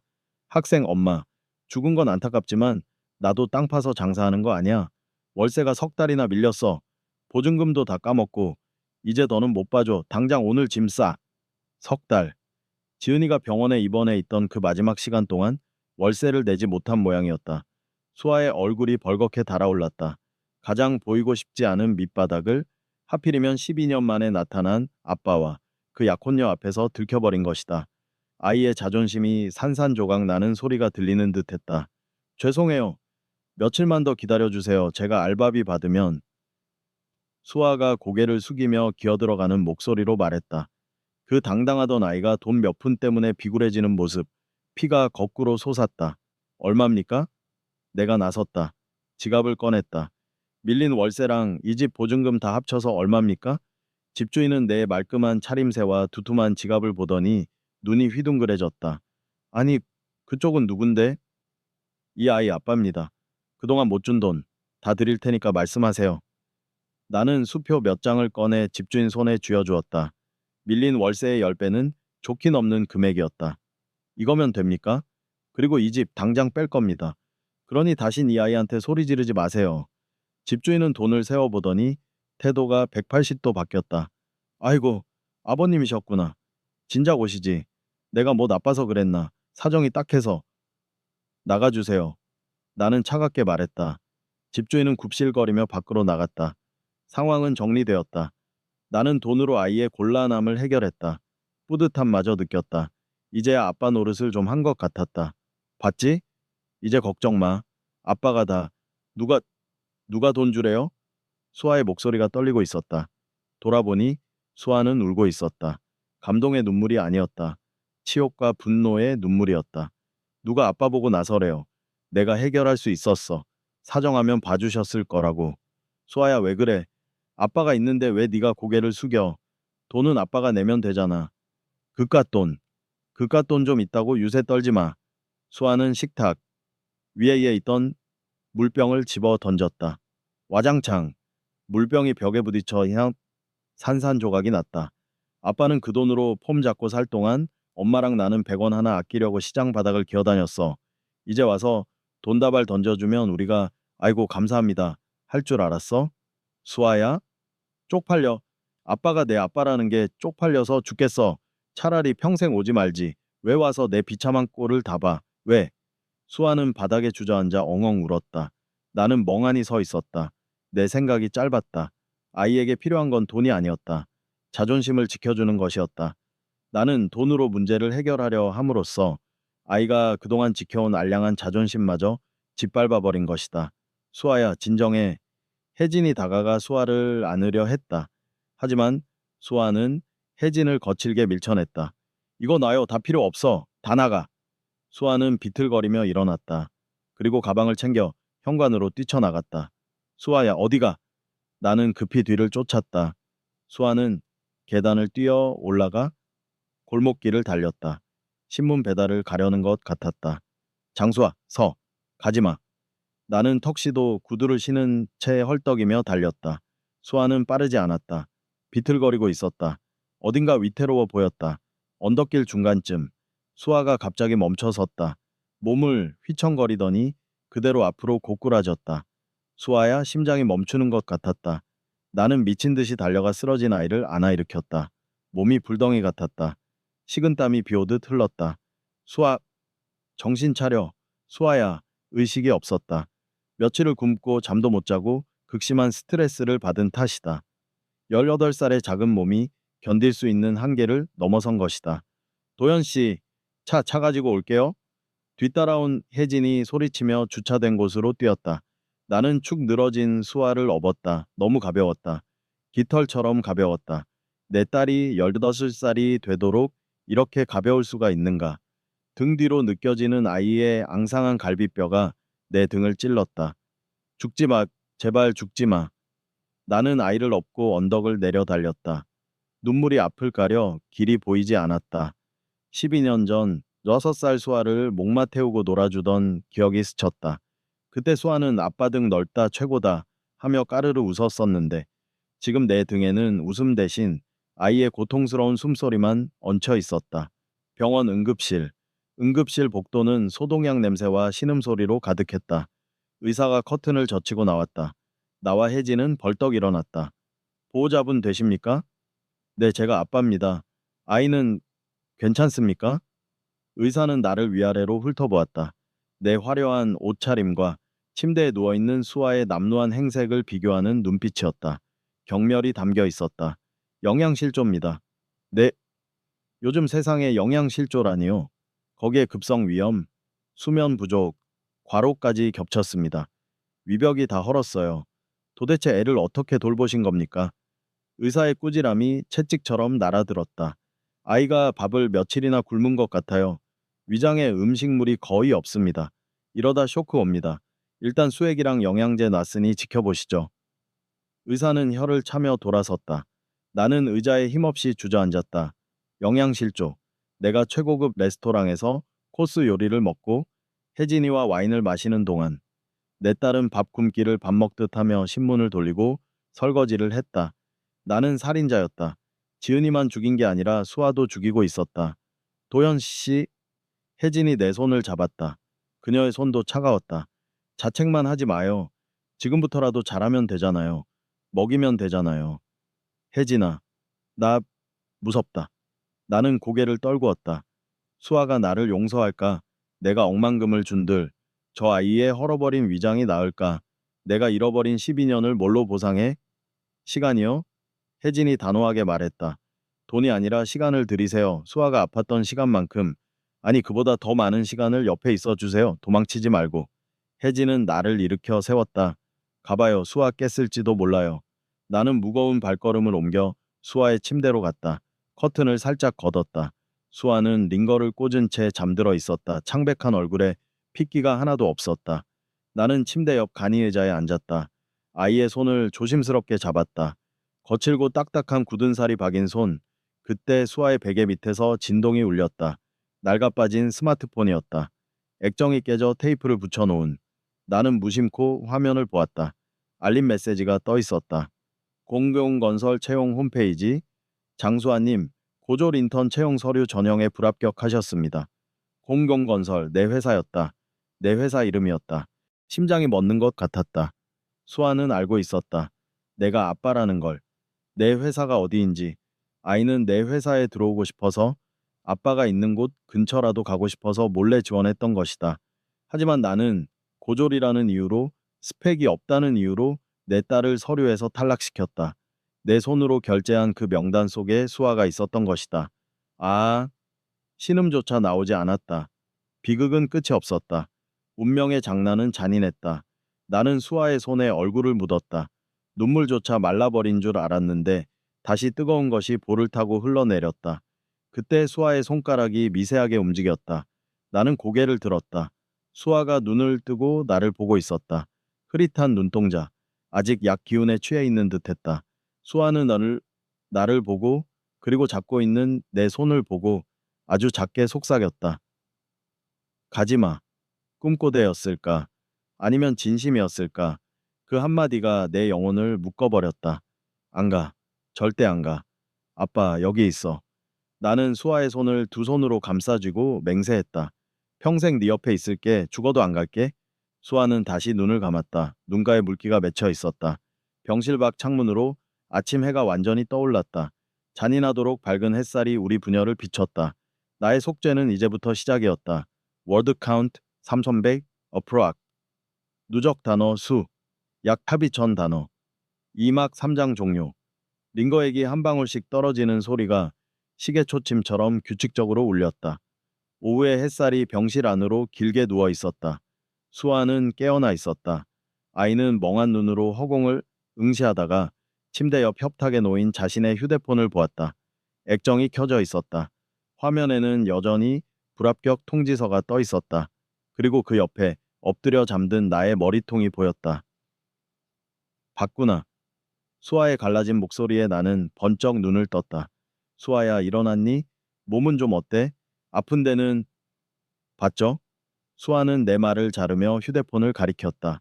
아이의 눈동자가 수치심으로 흔들리고 있었다. 내 스펙, 내 자소서, 그리고 불합격. 수아야, 그건 웃겼죠? 수아는 자조적인 미소를 지었다. 고졸 검정고시 출신이 감히 대한민국 최고 건축 사무소에 인턴 지원을 했으니 얼마나 우스웠을까? 대표님인 아빠가 보기엔 내가 얼마나 한심해 보였을까? 아니야, 절대 아니야. 나는 손사래를 쳤다. 가슴이 미어졌다. 나는 네가 지원한 줄도 몰랐어. 알았다면, 알았다면 내가, 알았다면요? 합격시켜 줬으려고요? 낙하산으로? 수아의 눈빛이 날카로워졌다. 비겁하게 도망친 아빠가 이제는 비리로 딸 꽂아주는 아빠까지 되려고요? 할 말이 없었다. 무슨 말을 해도 아이의 상처를 건드릴 뿐이었다. 나는 25년 전 건축가가 되겠다고 밤을 새워가며 모형을 만들던 내 열정을 기억한다. 수액에서 그 열정이 보였다. 하지만 나는 내 손으로 그 싹을 잘라버렸다. 2번 버려졌네요. 수아가 씁쓸하게 중얼거렸다. 12년 전에는 아빠한테 버려졌고 어제는 장도연 대표한테 버려졌고 나는 아빠 인생의 오점인가 봐요. 그런 말 하지 마. 넌 내 딸이야. 내 목숨보다 귀한 딸이야. 거짓말. 수아는 이불을 머리끝까지 뒤집었었다. 나가요. 혼자 있고 싶어요. 이불 속에서 웅크린 작은 몸이 떨리고 있었다. 나는 허공에 뻗었던 손을 거두었다. 지금은 내가 무슨 말을 해도 닿지 않을 것이다. 나는 무거운 발걸음으로 병실을 나왔다. 복도 의자에 혜진이 앉아 있었다. 그녀는 밤을 꼬박 새웠는지 눈이 퀭했다. 무릎 위에는 아직 입지 못한 웨딩드레스 대신 편의점에서 산 트레이닝복 바지가 놓여 있었다. 일어났어? 혜진이 물었다. 응, 나보고 나가래. 나는 혜진의 옆에 털썩 주저앉았다. 두 손으로 얼굴을 감싸 쥐었다. 혜진아, 나 어떡하냐. 딸한테 두 번이나 상처를 줬어. 회복이 안 될 것 같아. 영영. 혜진은 말없이 내 등을 쓸어 주었다. 한참을 그렇게 있었다. 그러다 혜진이 조용히 입을 열었다. 도현 씨. 응, 손 좀 줘봐요. 나는 의아해하며 왼손을 내밀었다. 혜진은 내 약지에 끼워져 있던 백금 반지를 천천히 뺐다. 결혼 반지였다. 어제 예식장에서 서로 교환하려 했던 영원한 사랑의 맹세. 반지가 손가락에서 빠져나가는 느낌이 서늘했다. 나는 놀라서 혜진을 쳐다보았다. 혜진아, 지금 뭐 하는... 우린 지금 아니에요. 혜진은 자신의 손에 낀 반지도 뺐다. 그리고 두 개의 반지를 내 손바닥 위에 올려놓았다. 당신, 지금 내 남편 할 때가 아니야. 수아 아빠 해야지. 혜진아, 수아 말이 맞아요. 당신은 12년 공백을 메워야 해요. 그런데 나랑 신혼집 들어가서 깨 볶으며 살면 수아가 그 모습을 보고 견딜 수 있을까요? 혜진의 눈에 눈물이 고였지만 그녀는 울지 않으려 입술을 꽉 깨물었다. 지은 씨가 목숨 바쳐 키운 딸이에요. 당신이 망가뜨린 딸이고요. 당신이 온전히 수아한테만 집중해서 그 아이 마음 다 고쳐놓기 전까지는 나 당신 옆에 못 있어요. 심장이 쿵 내려앉았다. 그녀가 떠나려 한다. 내 유일한 안식처이자 나를 지탱해주던 기둥이. 헤어지자는 거야? 목소리가 떨렸다. 기다리겠다는 거예요. 혜진이 내 뺨을 어루만졌다. 당신이 아빠 숙제 다 끝내고 수아가 진심으로 웃으면서 나를 받아줄 수 있을 때 그때 다시 껴요 이 반지. 혜진아 나는 너 없으면 할 수 있어요. 당신은 장도연이잖아. 내가 사랑한 남자는 책임감 있는 사람이니까. 혜진은 자리에서 일어났다. 그녀는 강한 여자였다. 사랑하기 때문에 보내줄 줄 아는 진짜 어른이었다. 짐은 내가 챙겨서 보낼게요. 회사 일은 걱정 말고 당분간 휴직해 내고 수아한테만 매달려요. 알았죠? 혜진은 마지막으로 나를 한 번 꽉 안아주었다. 그녀의 샴푸 향기가 코끝을 스쳤다. 눈물이 왈칵 쏟아졌다. 가요, 딸이 기다리잖아. 그녀는 내 등을 병실 쪽으로 떠밀었다. 그리고 뒤도 돌아보지 않고 복도 끝으로 걸어갔다. 또각또각 구두 소리가 멀어질 때마다 내 가슴 한구석이 허물어져 내렸다. 나는 빈 복도에 홀로 남겨졌다. 손바닥에 놓인 차가운 반지 두 개. 이것이 내가 치러야 할 대가였다. 12년의 도피 끝에 얻은 행복을 반납하는 것. 나는 반지를 주머니 깊숙이 넣었다. 그리고 심호흡을 했다. 이제 내 뒤에는 아무도 없다. 오직 앞 저 병실 문 너머에 있는 수아뿐이다. 나는 병실 문을 열고 다시 들어갔다. 수아는 여전히 이불을 뒤집어 쓰고 있었다. 갔어요? 이불 속에서 웅얼거리는 소리가 들렸다. 혜진이 떠난 것을 눈치챈 모양이었다. 어, 갔어. 왜요? 아빠 위로해줘야지. 아빠 힘들다고 징징거리는 거 받아줘야지. 보냈어. 나는 침대 옆 의자를 끌어당겨 앉았다. 안 돌아올 거야. 당분간. 수아가 이불을 살짝 내리고 빼꼼히 눈을 내밀었다. 의외라는 표정이었다. 왜요? 싸웠어요? 나 때문에? 아니, 너 때문에 아니야. 나 때문에. 나는 수아의 눈을 똑바로 바라보았다. 내가 자격이 없어서, 좋은 남편 될 자격도, 좋은 아빠 될 자격도 없어서, 일단 아빠 노릇부터 제대로 해보려고. 수아야, 나는 품 안에서 무언가를 꺼냈다. 휴대폰이었다. 나는 어딘가로 전화를 걸었다. 스피커폰을 켰다. 뚜르르, 뚜르르. 네, 대표님. 말씀하세요. 비서실장의 목소리가 흘러나왔다. 김 실장, 나다. 네, 대표님. 신혼여행 가시기 전인데 무슨 일이십니까? 나는 수아를 보며 말했다. 나 오늘부로 대표직 사임한다. 네? 대표님, 그게 무슨 말씀이십니까? 갑자기 사임이라니요? 비서실장의 당황한 목소리가 병실을 울렸다. 수아의 눈이 동그랗게 커졌다. 사임이야. 회사 지분, 경영권 다 전문 경영인한테 넘긴다. 변호사한테 위임장 보낼 테니까 절차 밟아. 대표님, 이러시면 안 됩니다. 지금 진행 중인 프로젝트는 어쩌시고요? 그건 자네들이 알아서 해. 나는 지어야 할 집이 따로 생겼어. 지어야 할 집이라니요? 어디 해외 프로젝트입니까? 아니, 아주 작고 아주 낡았는데 세상에서 제일 튼튼하게 고쳐야 할 집이야. 나는 전화를 끊었다. 정적이 흘렀다. 수아는 믿을 수 없다는 듯 입을 벌리고 있었다. 미쳤어? 회사를 왜 그만둬? 너랑 살려고? 나는 담담하게 말했다. 아까 네가 그랬지. 도망친 아빠가 비리로 딸 꽂아주는 거 싫다고? 맞아. 그래서 대표 그만뒀어. 이제 나 백수야. 낙하산 태워줄 능력도 없어. 아빠, 그리고 나 집도 내놨어. 차도 팔 거야. 뭐라고요? 상도동, 그 반지하방, 거기서 너랑 살 거야. 수아는 벌떡 일어나 앉았다. 돌았어? 거기가 어떤 데인지 알기나 해. 쥐 나오고, 곰팡이 피고, 겨울엔 얼어 죽고, 여름엔 쪄 죽는 데야. 아빠 같은 부자 양반이 하루라도 버틸 수 있을 것 같아? 버텨야지. 네가 12년을 버틴 곳이잖아. 나의 말에 수아가 입을 다물었다. 네가 12년 동안 숨 쉬고, 밥 먹고, 울었던 그 공간. 나도 거기서 살아볼 거야. 네가 겪은 거 똑같이 겪으면서 네가 얼마나 아팠는지 뼛속까지 느껴볼 거야. 도망 안 가. 이번엔 절대 안 도망가. 네가 나가라고 등 떠밀어도 그 방 구석에 껌딱지처럼 붙어 있을 거야. 수아의 눈에서 다시 눈물이 주르륵 흘러내렸다. 이번에는 분노의 눈물이 아니었다. 기막힘, 그리고 아주 작은 안도감이 섞인 눈물이었다. 바보 아냐. 진짜 바보 멍청이 아냐. 수아는 울면서 나를 노려보았다. 후회할 거야. 진짜 후회할 거야. 나 성격 진짜 더러워. 아빠 밥도 안 차려줄 거고 빨래도 안 해줄 거야.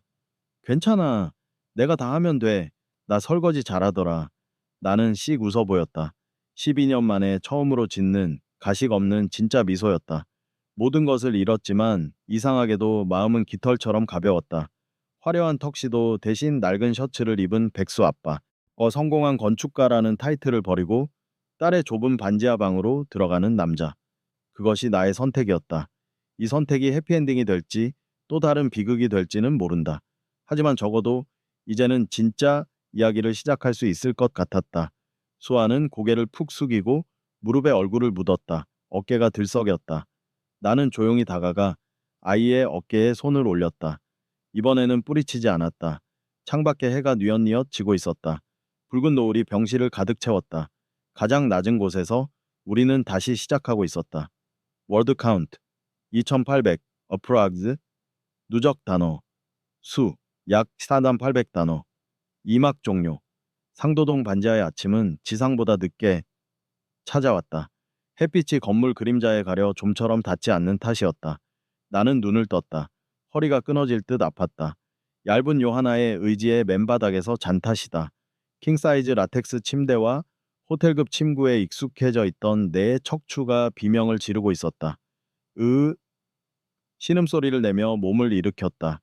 습관처럼 침대 옆 협탁을 더듬어 리모컨을 찾으려 했지만 손에 잡힌 것은 차가운 방바닥뿐이었다.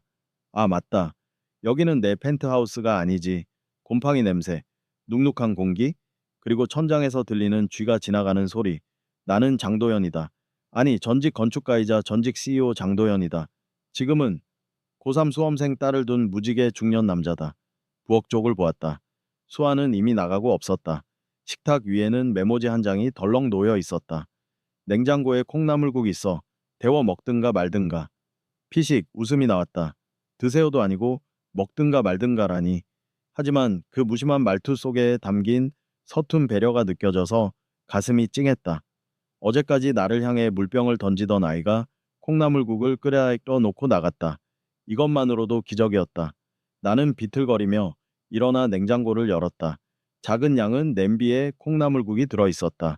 차갑게 식어 있었지만 내 눈에는 세상에서 가장 진수성찬처럼 보였다. 가스레인지에 불을 켰다. 틱, 틱, 틱. 화르륵. 파란 불꽃이 올라왔다. 냄비가 달그락거리는 소리, 국이 끓으면서 퍼지는 구수한 냄새. 이것이 생활의 냄새였다. 내가 12년 동안 잊고 살았던 사람 사는 냄새. 국을 한 술 떴다.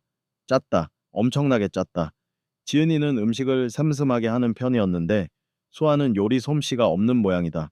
아니면 신문 배달하고 와서 급하게 끓이느라 소금을 쏟았을지도 모른다. 나는 그 짱국을 남김없이 다 마셨다. 국물과 함께 짭짤한 눈물이 목구멍으로 넘어갔다. 잘 먹었습니다. 빈 냄비에 인사를 하고 나는 소매를 걷어붙였다. 자, 밥값은 했으니 이제 몸값을 해야지. 나는 집안을 둘러보았다. 건축가의 눈으로 본 이 집은 총체적 난국이었다. 단열이 안 되어 결로 현상이 심각했고 환기가 안 되어 곰팡이가 벽지 뒤를 점령하고 있었다. 바닥 장판은 습기를 머금어 꿀렁거렸고 창문 틀은 뒤틀려 찬바람이 숭숭 들어왔다. 수아는 이런 집에서 12년을 살았다. 폐가 나빠지지 않은 게 다행일 정도였다. 고치자. 나는 중얼거렸다. 거창한 리모델링은 할 수 없다. 돈도 없고 장비도 거의 없다. 하지만 나는 평생 집을 지어온 사람이다. 내 손으로 내 기술로 딸이 숨 쉴 수 있는 공간을 만들어야 했다. 나는 지갑을 털어 철물점으로 향했다. 동네 철물점 주인은 넥타이를 맨 채 옷이 정장밖에 없어서 넥타이만 풀었다. 곰팡이 제거제와 핸디코트, 실리콘을 사러 온 나를 이상한 눈으로 쳐다봤다. 이사 왔수? 그 집 사람 살 곳이 못 되는데. 네, 고쳐서 살려고요. 엥, 헛고생이야. 그 집은 헐어버려야 해. 주인의 말에 오기가 생겼다. 헐어버려야 할 집이라니. 내 딸의 추억이 담긴 집이다. 내가 튼튼하게 만들 것이다. 세상에서 제일 아늑한 요새로 만들 것이다. 양손 가득 자재를 들고 집으로 돌아왔다. 본격적인 작업이 시작되었다. 우선 벽지부터 뜯어냈다. 누렇게 변색된 벽지를 잡아당기자 찍 소리와 함께 시커먼 곰팡이가 모습을 드러냈다. 역한 냄새가 코를 찔렀다. 나는 마스크를 두 겹으로 겹쳐 쓰고 묵묵히 벽지를 긁어냈다. 땀이 비오듯 쏟아졌다. 수백억짜리 빌딩을 설계할 때는 느껴보지 못한 육체 노동의 고단함이었다. 손톱 밑에 때가 끼고 어깨 근육이 비명을 질렀다. 하지만 멈출 수 없었다. 곰팡이를 긁어내는 이 행위가 마치 내 지난 과오를 씻어내는 의식처럼 느껴졌다. 한참 벽지를 뜯어내고 있을 때였다. 안방 문 옆 기둥 쪽의 벽지를 조심스럽게 벗겨내던 내 손이 멈칫했다. 벽지 뒤 시멘트 벽면 위에 무언가가 적혀 있었다. 검은색 유성 매직으로 그은 가로선들, 그리고 그 옆에 적힌 날짜와 숫자들, 키 재기 기록이었다. 우쇼반디 그샤드, 헌토바, 수아 7살, 백신는단 지선대자마모, 우수살 소바마익산 전어, 수아 18살, 백첩바스 3이 1cm, 많이 컸다 우리 딸, 초분에다 니윈덱선 때마, 수아, 아dom살, 백합이지 치크니 10cm면 반에서 2등, 지은이의 글씨였다. 그녀는 매년 어린이날마다 수아의 키를 재서 벽에 기록해 두었던 것이다. 벽지를 덧바르면서도 그 부분만은 훼손되지 않게 조심스럽게 남겨두었다가 다시 그 위에 기록을 이어간 흔적이 보였다. 나는 벽지를 뜯던 칼을 내려놓고 그 기록들을 하나하나 읽어 내려갔다. 이섬뜨히 거바이치 트트 쇼말 오발 수아 10살 웹컴바 티셔전신 아빠 보고 싶다고 운날 심장이 쿵 내려앉았다. 무엇할 수 없든 온 자 수아 11살 135도 또한 팀 친구가 아빠 없다고 놀려서 싸우고 옴 속상하다. 코소이 사릭스 온 수아 12살 이제 아빠 얘기 안 함? 웃지도 않음. 기록은 1년에 한 줄씩 나의 부재가 아이에게 어떤 상처를 남겼는지 증언하고 있었다. 수아의 키가 자라는 만큼 아이의 그늘도 함께 자라고 있었다. 그리고 16살 글씨체가 흔들리기 시작했다. 지은이의 투병이 시작된 시기였다. 초브시릿 게젠다이러고 우브도 수아 16살 베바비산디스 소사 파멘데시의 마문 엄마가 미안해. 더 맛있는 거 해줘야 하는데 이초브제 뛴 수아 17살 찐니식 첸첸팀 우리 딸 교복 입으니 너무 예쁘다. 결혼식 때 아빠가 보면 놀라겠지? 마지막 기록 바로 올해 5월 5일 지은이가 세상을 떠나기 불과 몇 달 전 추믹스더스 오보 수아 18살 백체디의 미직 시시시리신 팀단 더 이상 안 크나 보다. 다 컸네. 이제 엄마 없어도 혼자 잘 살 수 있겠네. 사랑해. 나는 그 벽 앞에 무릎을 꿇었다. 시멘트 벽을 어루만졌다. 차가운 벽에서 지은이의 온기가 느껴지는 것 같았다. 그녀는 죽어가면서도 아이의 성장을 기록했다. 언젠가 내가 돌아오면 보여주기 위해서. 당신 딸이 이렇게 잘 컸다고. 당신이 없는 동안 내가 이렇게 열심히 키웠다고 말해주기 위해서. 으흐흑. 또다시 눈물이 터졌다. 이 좁은 방구석, 곰팡이 핀 벽 뒤에 내 인생의 가장 소중한 역사가 숨겨져 있었다. 나는 그것도 모르고 밖에서 화려한 건물을 짓겠다고 떵떵거렸다. 내가 지은 건물들은 다 가짜였다. 이 볼품없는 시멘트 벽 하나보다 못한 껍데기들이었다. 나는 울면서 다짐했다. 이 벽만은 절대 지우지 않겠다고. 이 기록은 억만금을 줘도 바꿀 수 없는 우리 가족의 유산이라고. 저녁 7시 현관문 도어락 소리가 들렸다. 수아가 들어왔다. 편의점 조끼를 가방에 구겨 넣으며 들어오던 아이는 집 안골을 보고 경악했다. 이게 다 뭐예요? 집 안은 뜯어낸 벽지와 먼지로 난장판이었다. 하지만 공기는 달라져 있었다. 곰팡이 냄새가 사라지고 옅은 페인트 냄새와 밥 짓는 냄새가 섞여 있었다. 왔어? 나는 부엌에서 나왔다. 얼굴에는 페인트가 묻어 있었고 옷은 땀에 젖어 엉망이었지만 나는 웃고 있었다. 너 집을 부순 거예요? 주인 아줌마 알면 어쩌려고? 수아는 화를 내며 신발을 벗어 던졌다. 안 부쉈어. 고쳤어. 나는 수아의 손을 잡고 안방으로 이끌었다. 이거 봐라. 나는 수아를 기둥 앞으로 데려갔다. 나는 그곳의 벽지를 다 뜯어내고 키재기 기록이 있는 부분만 투명한 코팅제를 발라 보존해 두었다. 그리고 주변은 하얀색 핸디코트로 깔끔하게 마감해 마치 갤러리의 작품처럼 만들어 놓았다. 수아는 멍하니 벽을 바라보았다. 자신의 성장 기록, 엄마의 글씨. 이거 벽지 뒤에 있었어? 수아의 목소리가 떨렸다. 아이도 몰랐던 모양이다. 엄마가 하나도 안 빼놓고 다 적어놨더라. 수아는 천천히 손을 뻗어 18살의 기록을 만졌다. 엄마, 수아의 눈에 눈물이 고였다. 엄마는 내가 다 컸다고 생각했나 봐. 이제 혼자 둬도 된다고 생각했나 봐. 바보같이. 나 아직 애란 말이야. 엄마 없으면 아무것도 못한단 말이야. 수아는 벽에 이마를 대고 흐느꼈다. 나는 조용히 수아의 뒤에 섰다. 안아주고 싶었지만 아직은 때가 아닌 것 같았다. 대신 나는 주머니에서 줄자를 꺼냈다. 수아야, 한 번만 재보자. 수아가 고개를 돌려 나를 보았다. 눈물 젖은 눈으로 나를 노려보았다. 뭐려? 지금 키? 18살 12월의 키. 아빠가 기록하고 싶어서. 수아는 콧방귀를 뀌었다. 웃기지 마요. 다 컸어요. 더 이상 안 자라요. 그래도 1mm라도 자랐을 수도 있잖아. 밥도 잘 먹고 잠도 잘 자면 마음이 자라면 키도 자란대. 나는 억지를 부렸다. 수아는 못 이기는 척 벽 앞에 등을 대고 섰다. 나는 떨리는 손으로 줄자를 댔다. 그리고 매직을 들었다. 엄마의 마지막 기록 위에 새로운 선을 하나 그었다. 수아야, 너 컸다. 거짓말. 진짜야. 160cm 1cm 컸어. 나는 160cm 위에 선을 긋고 날짜를 적었다. 3, 20, 22, 12. 수아 10대5세 120cm 아빠가 처음 잰 키. 거봐 혼자 아니야. 엄마가 키워줬고 이제 아빠가 키울 거야. 170까지 키워줄게. 수아는 피식 웃음을 터뜨렸다. 여자가 170이면 징그러워요. 아빠는 건축가라면서 비율도 몰라? 처음이었다. 이 수아가 나에게 농담을 던진 것은 그 작은 농담 한마디가 내 가슴을 벅차오르게 했다. 100층짜리 빌딩을 완공했을 때보다 더 큰 성취감이 밀려왔다. 밥 먹자. 아빠가 김치찌개 끓였어. 우리는 작은 밥상에 마주 앉았다.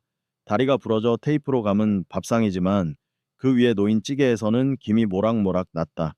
나는 지은이가 하던 대로 돼지고기를 숭덩숭덩 썰어 넣고 김치를 볶다가 물을 부어 푹 끓였다.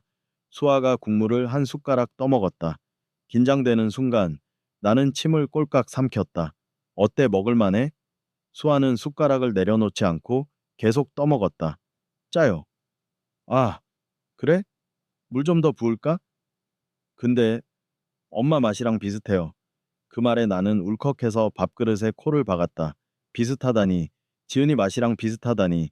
그건 나에게 최고의 칭찬이었다. 많이 먹어. 내일은 고기 반찬 해줄게. 아빠 퇴직금 정산되면 소고기 사줄게.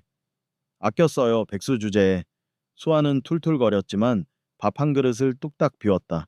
식사가 끝나고 설거지를 하려는데 수아가 불쑥 물었다. 아빠, 응? 진짜 안 갈 거예요? 왜요? 그 아줌마한테? 나는 고무장갑을 낀 채 돌아보았다. 안 가. 혜진 아줌마도 네가 허락하기 전엔 안 온대. 왜? 아빠가 여기 있는 게 불편해?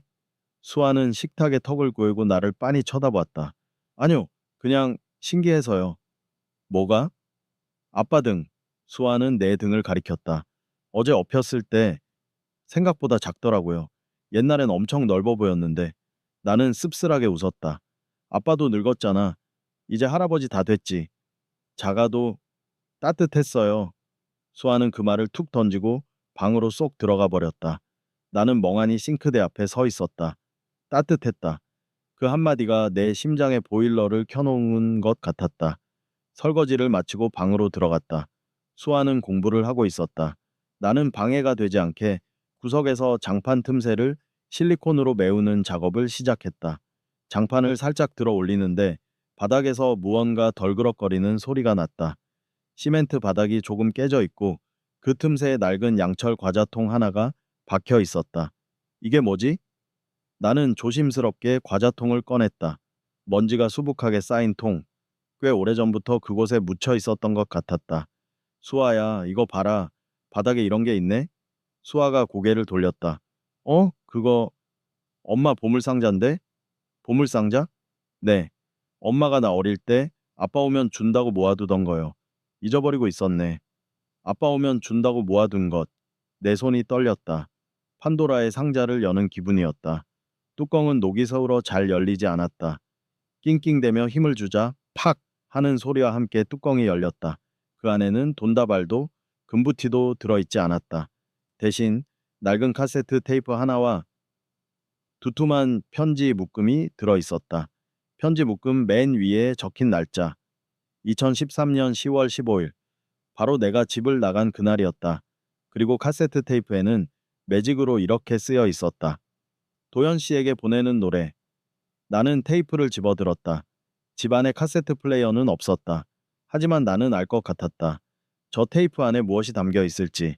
그때 편지 묶음 사이에서 작은 열쇠 하나가 툭 떨어졌다. 그리고 그 열쇠에는 꼬리표가 달려 있었다. 서울역 우중 4번 보관함. 서울역. 지은이가 서울역 보관함에 무엇을 넣어뒀단 말인가. 수아가 다가와 열쇠를 집어들었다. 이게 뭐지? 엄마가 서울역에 갈 일이 있었나? 나의 뇌리에 번개 같은 기억이 스쳤다. 12년 전 내가 떠나던 날 밤 나는 서울역에서 부산행 기차를 탔었다. 설마 지은이는 내가 떠난 날 나를 배웅하러 왔었던 걸까? 내가 몰래 떠난 게 아니라 지은이는 알고 있었던 걸까? 의문이 꼬리를 물었다. 이 작은 상자 안에 우리가 몰랐던 지은이의 비밀이 숨겨져 있었다. 그리고 그 비밀은 나와 수아의 관계를 송두리째 바꿔놓을 마지막 열쇠가 될 것임이 틀림없었다. 내일 가보자 서울역. 내가 말했다. 수아는 말없이 고개를 끄덕였다. 우리의 시선은 녹슨 과자통 속에 얽혀 있었다. 마지막 진실을 향한 문이 열리고 있었다. 워드 카운트 2560 approx. 3막 1장 종료. 서울역. 수많은 만남과 이별이 교차하는 곳. 12년 전 그날 밤처럼 역 광장은 여전히 바쁘게 움직이는 사람들로 가득 차 있었다. 나와 수아는 인파를 헤치고 물품 보관소로 향했다. 손에 쥔 열쇠는 낡고 녹이 새울어 있었다. 요즘 사용하는 최신식 지문 인식 보관함과는 거리가 멀었다. 여기 다 바뀌었네. 내가 씁쓸하게 중얼거렸다. 당연한 일이었다. 강산이 변한다는 10년이 지났다. 옛날식 코인 러커라가 있던 자리에는 최첨단 무인 보관함들이 번쩍거리고 있었다. 무소 4번이라는 숫자가 적힌 열쇠 구멍은 어디에도 없었다. 수아의 얼굴이 하얗게 질렸다. 없어. 보관함이 없어졌어. 수아는 당황해서 주위를 두리번거렸다. 어떻게? 엄마가 여기다 뒀다고 했는데 이게 마지막 유산인데? 진정해. 관리실에 물어보자. 나는 수아를 다독이며 유실물 센터로 들어갔다. 데스크에 앉아있던 젊은 직원은 내 손에 들린 녹슨 열쇠를 보더니 고개를 저었다. 이런 열쇠 쓰는 보관함은 5년 전에 다 철거됐습니다. 그때 찾아가지 않은 물건들은 규정에 따라 폐기 처분했고요. 폐기라니요? 수아의 목소리가 떨렸다. 안 돼요. 그럴 리 없어요. 우리 엄마가 얼마나 소중하게 둔 건데? 죄송합니다만 보관 기간이 지나면 어쩔 수 없습니다. 직원의 사무적인 대답에 수아는 다리에 힘이 풀린 듯 주저앉았다. 나 역시 망치로 머리를 맞은 듯 멍해졌다. 12년을 돌아왔는데 마지막 진실마저 우리를 거부하는 것 같았다. 그때였다. 잠깐만요. 안쪽 사무실에서 백발이 성성한 나이 지긋한 직원이 걸어 나왔다. 그는 돋보기 안경 너머로 내 손에 들린 열쇠를 유심히 바라보았다. 열쇠 고리에 달려있는 색이 바랜 곰돌이 인형. 지은이가 직접 털실로 떠서 달아놓은 것이었다. 그 열쇠, 혹시 김지은 씨 가족분 되십니까? 나와 수아는 동시에 고개를 들었다. 아내를 아세요? 노직원은 깊은 한숨을 내쉬며 고개를 끄덕였다. 알다마다요. 10년도 넘게 매년 10월 15일만 되면 찾아와서 보관료를 내고 가셨으니까요. 보관함이 철거될 때도 사정사정해서 물건을 따로 빼달라고 부탁하셨죠.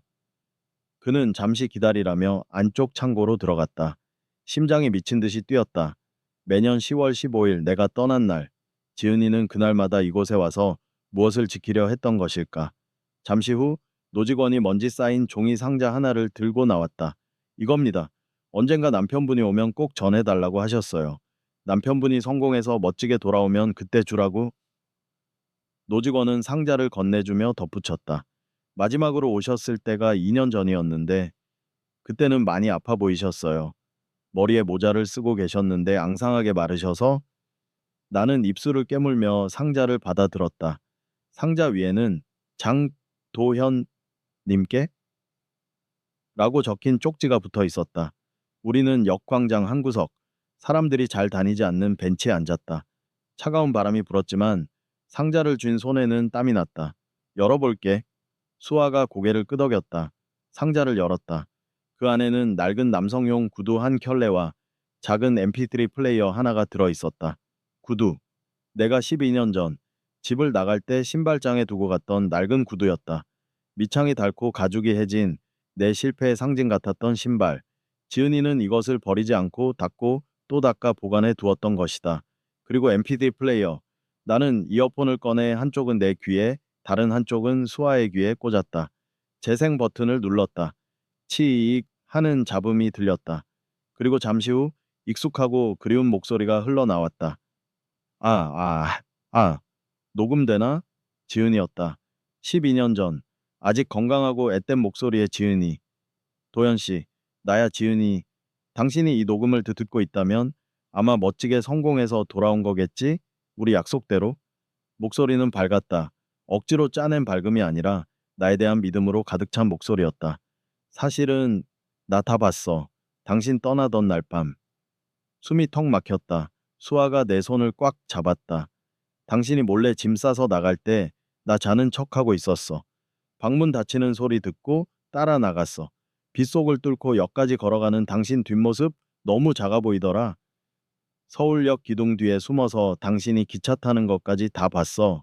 녹음기 속에 지은이가 잠시 말을 멈췄다. 물기 어린 숨소리가 들렸다. 잡고 싶었어. 가지 말라고. 우리 같이 굶어 죽어도 같이 있자고 매달리고 싶었어. 그런데 당신 눈을 봤어. 그 눈이 이미 죽어 있었어. 당신은 살고 싶어서 떠나는 게 아니었잖아. 당신은 우리를 살리기 위해 당신 자신을 죽이러 가는 사람 같았어. 나의 눈에서 눈물이 주르륵 흘러내렸다. 맞다. 그때 나는 죽으러 가는 심정이었다. 나 하나 없어지면 빚쟁이들이 가족은 건드리지 않을 거라는 그 어리석고 절박한 생각뿐이었다. 그래서 안 잡았어. 아니, 못 잡았어. 당신을 잡으면 당신은 평생 죄책감에 시달리며 말라 죽을 것 같았으니까. 도현 씨, 당신은 도망친 게 아니야? 내가 보낸 거야. 아, 나는 벤치에 고개를 파묻었다. 도망친 게 아니야. 내가 보낸 거야. 그 한마디가 12년 동안 나를 짓눌러온 배신자라는 낙인을 씻어내렸다. 그녀는 알고 있었다. 나의 비겁함마저도 사랑으로 포장해서 나를 지켜주려 했던 것이다. 그러니까 도현 씨, 돌아왔을 때 너무 미안해하지 마. 당신은 우리를 버린 게 아니라 넓은 세상에서 날개 펴고 싶어서 잠시 여행을 떠난 거야. 나는 그렇게 믿어. 성공해서 돌아오면 이 구두 신고 다시 시작해. 당신의 새 출발을 내가 제일 먼저 축하해 줄게. 사랑해 여보. 당신은 내 자랑이고 수아의 영웅이야. 언제나 그랬고 앞으로도 그럴 거야. 딸칵. 녹음이 끝났다. 정적이 흘렀다. 서울역의 시끄러운 소음이 모두 사라진 것 같았다. 나와 수아는 서로를 바라보았다. 수아의 눈에서 하염없이 눈물이 흐르고 있었다. 하지만 그 눈물은 어제와 달랐다. 분노와 원망이 씻겨 내려간 맑고 투명한 눈물이었다. 엄마는 수아가 입을 열었다. 목소리가 떨렸다. 엄마는 다 알고 있었어. 아빠가 올 거라는 걸 한 번도 의심하지 않았어. 나는 나는 의심했는데 나는 구두를 가슴에 품고 오열했다. 나는 내가 쓰레기라고 생각했는데 지은이는 나를 영웅이라고 믿어줬어. 바보같이, 진짜 바보같이. 수아가 내 어깨에 머리를 기댔다. 12년 만에 처음으로 딸이 먼저 내게 다가왔다. 아빠. 응, 엄마 말이 맞아요. 아빠는 도망친 게 아니에요. 엄마가 아빠를 살려서 보낸 거예요. 수아는 내 손에 쥐어진 MP3 플레이어를 감싸 쥐었다. 그러니까 이제 그만 미안해 해요. 엄마가 원하는 건 아빠가 죄인처럼 사는 게 아니에요. 이 구두 신고 당당하게 사는 거예요. 나는 고개를 끄덕였다. 눈물이 멈추지 않았지만 가슴 속에 꽉 막혀 있던 거대한 돌덩이가 사라진 기분이었다. 나는 상자에서 낡은 구두를 꺼냈다. 그리고 신고 있던 최고급 이탈리아제 구두를 벗었다. 차가운 시멘트 바닥에 양말 차림으로 발을 디뎠다. 그리고 지은이가 보관해둔 12년 전의 낡은 구두에 발을 넣었다. 꽉 끼었다. 발이 부은 탓일까? 아니면 내가 그동안 너무 편하게 살아서 발이 커진 탓일까? 하지만 그 불편함이, 그 꽉 조이는 느낌이 오히려 편안했다. 마치 지은이가 내 발을 꼭 안아주는 것 같았다. 가자, 수아야. 나는 자리에서 일어났다. 낡은 구두가 바닥에 닿는 느낌이 묵직했다. 어디로요? 집으로. 우리 집으로. 나는 수아의 손을 잡았다. 이번에는 놓지 않을 것이다. 지은이가 준 이 두 번째 삶을 이제는 온전히 수아를 위해 바칠 것이다. 우리는 서울역 광장을 걸어 나왔다. 가을바람이 불어왔다. 바람 속에 지은이의 목소리가 섞여 있는 것 같았다. 잘 가요, 여보. 힘내요. 나는 하늘을 올려다보았다. 푸른 가을 하늘이 눈부시게 빛나고 있었다. 며칠 후 상도동 반지하방. 분위기가 완전히 바뀌어 있었다. 우중충하던 벽지는 화사한 크림색으로 바뀌었고 곰팡이가 피었던 천장은 깨끗하게 보수되었다. 나는 작업복 차림으로 방바닥에 엎드려 무언가를 열심히 그리고 있었다. 건축 설계도였다. 하지만 고층 빌딩의 설계도가 아니었다. 이건 뭐예요? 학교에서 돌아온 수아가 내 등 뒤에서 물었다. 왔냐? 이거 우리 집 설계도. 우리 집? 이 새빵을요? 아니, 나중에, 아주 나중에 우리가 지을 집. 나는 도면을 수에게 보여주었다. 작지만 햇빛이 잘 드는 2층 집. 마당에는 큰 느티나무가 있고 1층에는 지은이를 위한 작은 추모 공간이, 2층에는 수아의 작업실이 있는 집. 제목이 뭔 줄 아냐? 나는 도면 하단에 적힌 제목을 가리켰다. 프로젝트 지은이네 집. 수아는 한참 동안 도면을 바라보았다. 입가에 미소가 번졌다. 촌스러워요. 뭐가 촌스러워? 클래식한 거지. 그래도 뭐 나쁘지는 않네요. 수아는 가방을 내려놓고 내, 내 옆에 앉았다. 아빠, 나 배고파요. 밥 줘요. 오냐? 오늘 메뉴는 김치볶음밥이다. 스팸 많이 넣어서 계란 후라이 반숙으로 해줘요. 알았어. 까다롭기는.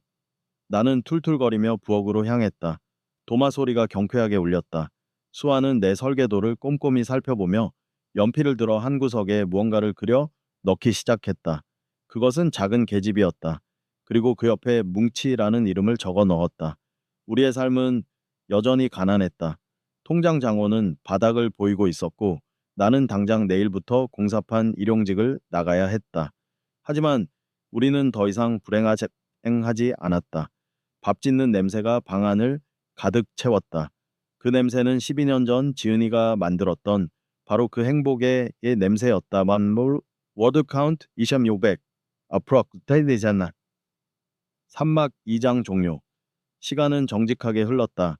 계절이 4번 바뀌었다. 상도동의 가파른 언덕길에도 어김없이 봄이 찾아왔다. 반지하 방의 창문 너머로 보이는 좁은 하늘이 유난히 파랗다. 나는 창문을 활짝 열었다. 겨우내 묵은 먼지를 털어내듯 이불을 힘껏 털었다. 아빠, 먼지 들어오잖아. 방 안에서 수아의 짜증 섞인 목소리가 들려왔다. 황의해야지. 오늘 중요한 날인데 기운이 맑아야지. 나는 싱글벙글 웃으며 걸레질을 시작했다. 내 손은 예전보다 훨씬 거칠어졌다. 손가락 마디마디에는 굳은 살이 박였고 손톱 밑에는 지워지지 않는 페인트 자국이 남아 있었다. 1년 전 매끈하고 하얗던 건축가의 손은 이제 영락없는 막노동꾼의 손이 되었다. 하지만 나는 지금의 내 손이 좋았다. 이 손으로 수아의 학비와 생활비를 벌었다. 작은 인테리어 가게에서 몫으로 일하며 땀 흘려 번 돈. 그 돈으로 산 쌀과 고기가 우리 부녀의 살과 피가 되었다. 수아가 방에서 나왔다. 긴장한 표정이 역력했다. 입술을 잘근잘근 깨물고 있었다. 오늘은 수아의 대학 합격 발표 날이었다. 밥 먹자. 밥심으로 확인해야지. 나는 갓 지은 밥을 고봉으로 퍼서 수아 앞에 놓았다. 미역국도 끓였다. 원래 시험 날엔 미끄러진다고 안 먹지만 합격 날엔 찰싹 붙으라고 찹쌀떡 대신 찰밥을 지으려다 실패해서 그냥 쌀밥이다. 수아는 숟가락을 들었다 놨다 했다. 떨어지면 어떡하지? 떨어지면 재수하면 되지. 아빠가 적금 또 들면 돼. 걱정 마. 재수 학원비가 얼마나 비싼지 알아요? 아빠 허리 휘어지는 꼴 못 봐요. 임마, 아빠 허리 튼튼해. 어제도 시멘트 2포대 번쩍번쩍 들었어. 나는 짐짓 알통을 자랑하는 신용을 했다. 수아가 피식 웃었다. 그제야 밥을 한술 떴다. 오후 2시. 운명의 시간이 다가왔다. 노트북 화면 앞에 우리 둘은 나란히 앉았다. 마우스를 쥔 수아의 손이 떨리고 있었다. 나도 모르게 내 손이 수아의 손 위를 덮었다. 괜찮아. 눌러. 딸칵. 화면이 로딩되는 그 몇 초가 영겁처럼 느껴졌다. 흰 화면, 그리고 파란 글씨. 축하합니다. 공경대학교 건축학과에 최종 합격하셨습니다. 정적, 숨이 멈췄다. 어? 수아가 얼빠진 소리를 냈다. 합격, 합격이다. 내가 먼저 소리를 질렀다. 의자를 박차고 일어났다. 수아야, 합격이야. 너 대학 간다. 아빠, 나 진짜 된 거야? 수아의 눈에서 눈물이 왈칵 쏟아졌다. 나는 수아를 와락 끌어안았다. 그래, 해냈어. 우리 딸 장하다. 엄마가 봤으면 기절했을 거야. 우리는 좁은 반지하 방이 떠나가라 소리를 지르며 방방 뛰었다. 1년 전 대학을 포기하고 신문을 돌리던 아이, 꿈을 꾸는 것조차 사치라고 여겼던 아이가 이제 당당하게 자신의 꿈을 향해 첫 발을 내디딘 것이다. 아빠, 고마워요. 수아가 내 품에 얼굴을 묻고 웅걸거렸다. 아빠 덕분이야. 아빠가 과외비 대주고 나 공부하게 해줘서. 아냐, 네가 잘한 거야. 네가 밤새 코피 쏟아가며 공부한 거잖아. 나는 수아의 등을 토닥였다. 눈시울이 뜨거워졌다. 지난 1년의 고생이 주마등처럼 스쳐 지나갔다. 공사판에서 먼지를 뒤집어 쓰고 일하다가도 수아의 문제집을 사러 서점에 들를 때면 발걸음이 가벼웠다. 수아가 독서실에서 늦게 올 때면 정류장까지 마중 나가 붕어빵을 사서 나눠 먹던 그 겨울밤들이 떠올랐다. 그 시간들이 나를 구원했다. 나는 비로소 진짜 아버지가 되었다. 저녁이 되었다. 조촐한 합격 축하 파티를 열기로 했다. 메뉴는 삼겹살. 수아가 제일 좋아하는 음식이다. 거실 한가운데 신문지를 깔고 버너를 올렸다. 삼겹살이 지글지글 익어가는 고소한 냄새가 방 안을 채웠다. 아빠, 소주 한잔 할래요? 수아가 냉장고에서 소주병을 꺼내왔다. 이제 20살. 성인이 된 딸이 따르는 술. 오냐, 다 컸네 우리 딸. 나는 수아가 따라주는 술을 단숨에 비웠다. 달았다. 세상 그 어떤 고급 와인보다 달콤했다. 그때였다. 현관 초인종이 울렸다. 딩동. 이 시간에 누구지? 택배 올 것도 없는데? 수아와 나는 서로를 쳐다보았다. 제가 나갈게요. 수아가 일어나 현관으로 갔다. 문을 여는 소리, 그리고 잠시 후 수아의 놀란 목소리가 들렸다. 아줌마, 내 심장이 쿵 하고 내려앉았다. 나는 젓가락을 내려놓고 현관 쪽을 바라보았다. 현관문에 서 있는 사람, 양손에 커다란 꽃다발과 케이크 상자를 들고 있는 여자. 혜진이었다. 1년 만이었다. 그녀는 여전히 아름다웠지만 예전의 화려한 모습은 아니었다. 수수한 코트에 단정한 머리, 게 훨씬 더 편안해 보이는 얼굴이었다. 축하해, 장수아 학생. 아니, 이제 대학생인가? 혜진이 환하게 웃으며 꽃다발을 수에게 내밀었다. 수아는 얼떨떨한 표정으로 꽃을 받았다. 어떻게 알고 오셨어요? 내 아빠가 자랑했거든. 문자 메시지로 난리도 아니던데? 딸 천재라고 수석 합격할 뻔했다고. 혜진이 나를 보며 윙크를 했다. 나는 얼굴이 빨개져서 헛기침을 했다. 사실이었다. 합격 화면을 보자마자 제일 먼저 생각난 사람이 혜진이었다. 나도 모르게 그녀에게 메시지를 보냈던 것이다. 수아 합격했어. 우리가 해냈어. 혜진이 신발을 벗고 들어왔다. 반지하 방. 그녀가 처음 왔을 때 눈물을 흘렸던 그곳. 하지만 이제 이곳은 곰팡이 냄새 대신 사람 사는 온기로 가득 차 있었다. 혜진은 자연스럽게 내 옆자리에 앉았다. 잘 지냈어요? 얼굴 좋아졌네. 뱃살도 좀 빠진 것 같고. 어, 뭐 그냥저냥. 나는 쑥스러워서 고기를 뒤적거렸다. 가슴이 벅차올랐다. 1년 전 병원 복도에서 나를 떠나보내며 했던 약속, 숙제 다 하면 다시 만나요. 그녀는 약속을 지켰다. 나를 믿고 기다려 주었다. 아빠, 뭐 해요? 수저 안 드려요? 수아가 내 옆구리를 쿡 찔렀다. 완두. 나는 허둥지둥 새 수저를 꺼내 혜진 앞에 놓았다. 와, 삼겹살 냄새 죽인다. 나 밥 안 먹고 왔는데 잘 됐다. 혜진은 스스럼 없이 쌈을 싸서 입에 넣었다. 그 모습이 너무나 자연스러워서 마치 어제도 그제도 우리와 함께 밥을 먹었던 식구처럼 느껴졌다. 수아가 소주잔을 하나 더 가져왔다. 혜진 앞에 잔을 놓으며 수아가 작게 말했다. 오랜만이에요, 아줌마. 그 아줌마라는 호칭에는 더 이상 가시가 없었다. 수줍음과 고마움이 섞여 있었다. 혜진이 엄마의 빈자리를 채울 수는 없겠지만 적어도 좋은 친구, 좋은 어른으로 받아들이겠다는 신호였다. 혜진의 눈가가 촉촉해졌다. 그녀는 떨리는 손으로 잔을 받았다. 고마워, 수아야, 받아줘서. 우리는 셋이서 건배를 했다. 위하여. 유리잔 부딪히는 맑은 소리가 반지하 방에 울려 퍼졌다. 술자리가 무르익어 갈 때쯤 나는 주머니에서 무언가를 꺼냈다. 작은 벨벳 주머니. 1년 동안 내 작업복 안주머니에 넣고 다녔던 것. 나는 주머니에서 반지 2개를 꺼냈다. 혜진이 돌려주었던 결혼 반지였다. 방 안이 조용해졌다. 수아는 고기를 굽는 척하며 시선을 피해주었다. 나는 반지를 혜진의 손바닥 위에 올려놓았다. 오래 걸렸어. 미안해. 다시 껴줄 수 있을까? 이번엔 도망가는 신랑 말고 땀 냄새 나는 목수로? 혜진은 웃으면서 눈물을 흘렸다. 땀 냄새 나는 목수가 훨씬 멋있어요. 나는 떨리는 손으로 혜진의 약지에 반지를 끼워주었다. 내 손가락에도 반지를 끼웠다. 화려한 예식장은 없었다. 하객들의 박수 소리도 없었다. 하지만 삼겹살 연기 자욱한 이 방에서 치러진 작은 서약식은 내 인생 그 어떤 순간보다 성스러웠다. 수아가 박수를 쳤다. 축하해요, 두 사람. 수아의 축하. 그것은 내가 받을 수 있는 최고의 면죄부이자 세상에서 가장 값진 축복이었다. 다음 날 아침, 우리는 파주로 향했다. 지은이를 만나러 가는 길이었다. 봄 기운이 완연한 추모공원. 지은이의 유골함 앞에는 수아의 합격 통지서와 혜진이 가져온 하얀 국화꽃이 나란히 놓였다. 나는 유골함 앞에 섰다. 지은아, 보고 있니? 마음속으로 말을 걸었다. 우리 딸 대학 갔다. 네가 그렇게 바랐던 건축가야. 나보다 훨씬 훌륭한 건축가가 될 거야. 그리고 나 약속 지켰다. 수아 다시 웃게 만들었어. 이제 밥도 잘 먹고 잠도 잘 자. 유리창 너머 지은이의 사진이 환하게 웃고 있는 것 같았다. 그녀가 내 어깨를 토닥이며 잘했어 도연 씨 라고 말해주는 환청이 들렸다. 옆에서 혜진이 조용히 묵념을 하고 있었다. 그녀는 지은이의 자리를 빼앗으러 온 것이 아니었다. 지은이가 남겨준 사랑을 이어받아 남은 사람들을 보듬어주러 온 것이었다. 수아는 한참 동안 엄마 사진을 바라보다가 뒤를 돌아 나를 보았다. 그리고 혜진을 보았다. 아빠, 아줌마, 배고파요? 맛있는 거 먹으러 가요. 수아의 목소리가 씩씩했다. 더 이상 과거의 슬픔에 머물러 있지 않겠다는 선언이었다. 그래, 가자. 나는 한 손은 수아의 손을, 다른 한 손은 혜진의 손을 잡았다. 따뜻했다. 양손 가득 전해지는 온기가 내 온몸을 채웠다. 우리는 추모공원을 내려왔다.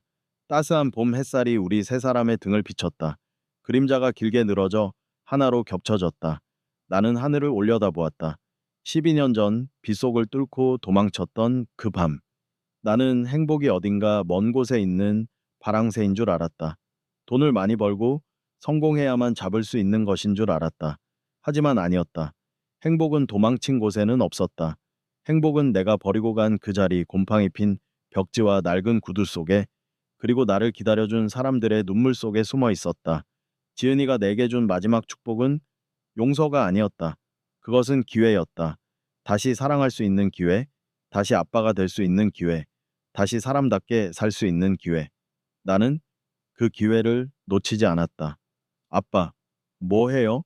빨리 와요. 앞서 가던 수아가 뒤돌아보며 손짓했다. 혜진이 웃으며 나를 기다리고 있었다. 간다. 나는 낡은 구두끈을 단단히 조여맸다. 그리고 그들을 향해 힘차게 뛰어갔다. 내 인생의 제2막이, 아니 진짜 제1막이 이제 막 시작되고 있었다. 가장 늦게 도착했지만 가장 완벽한 축복 속에서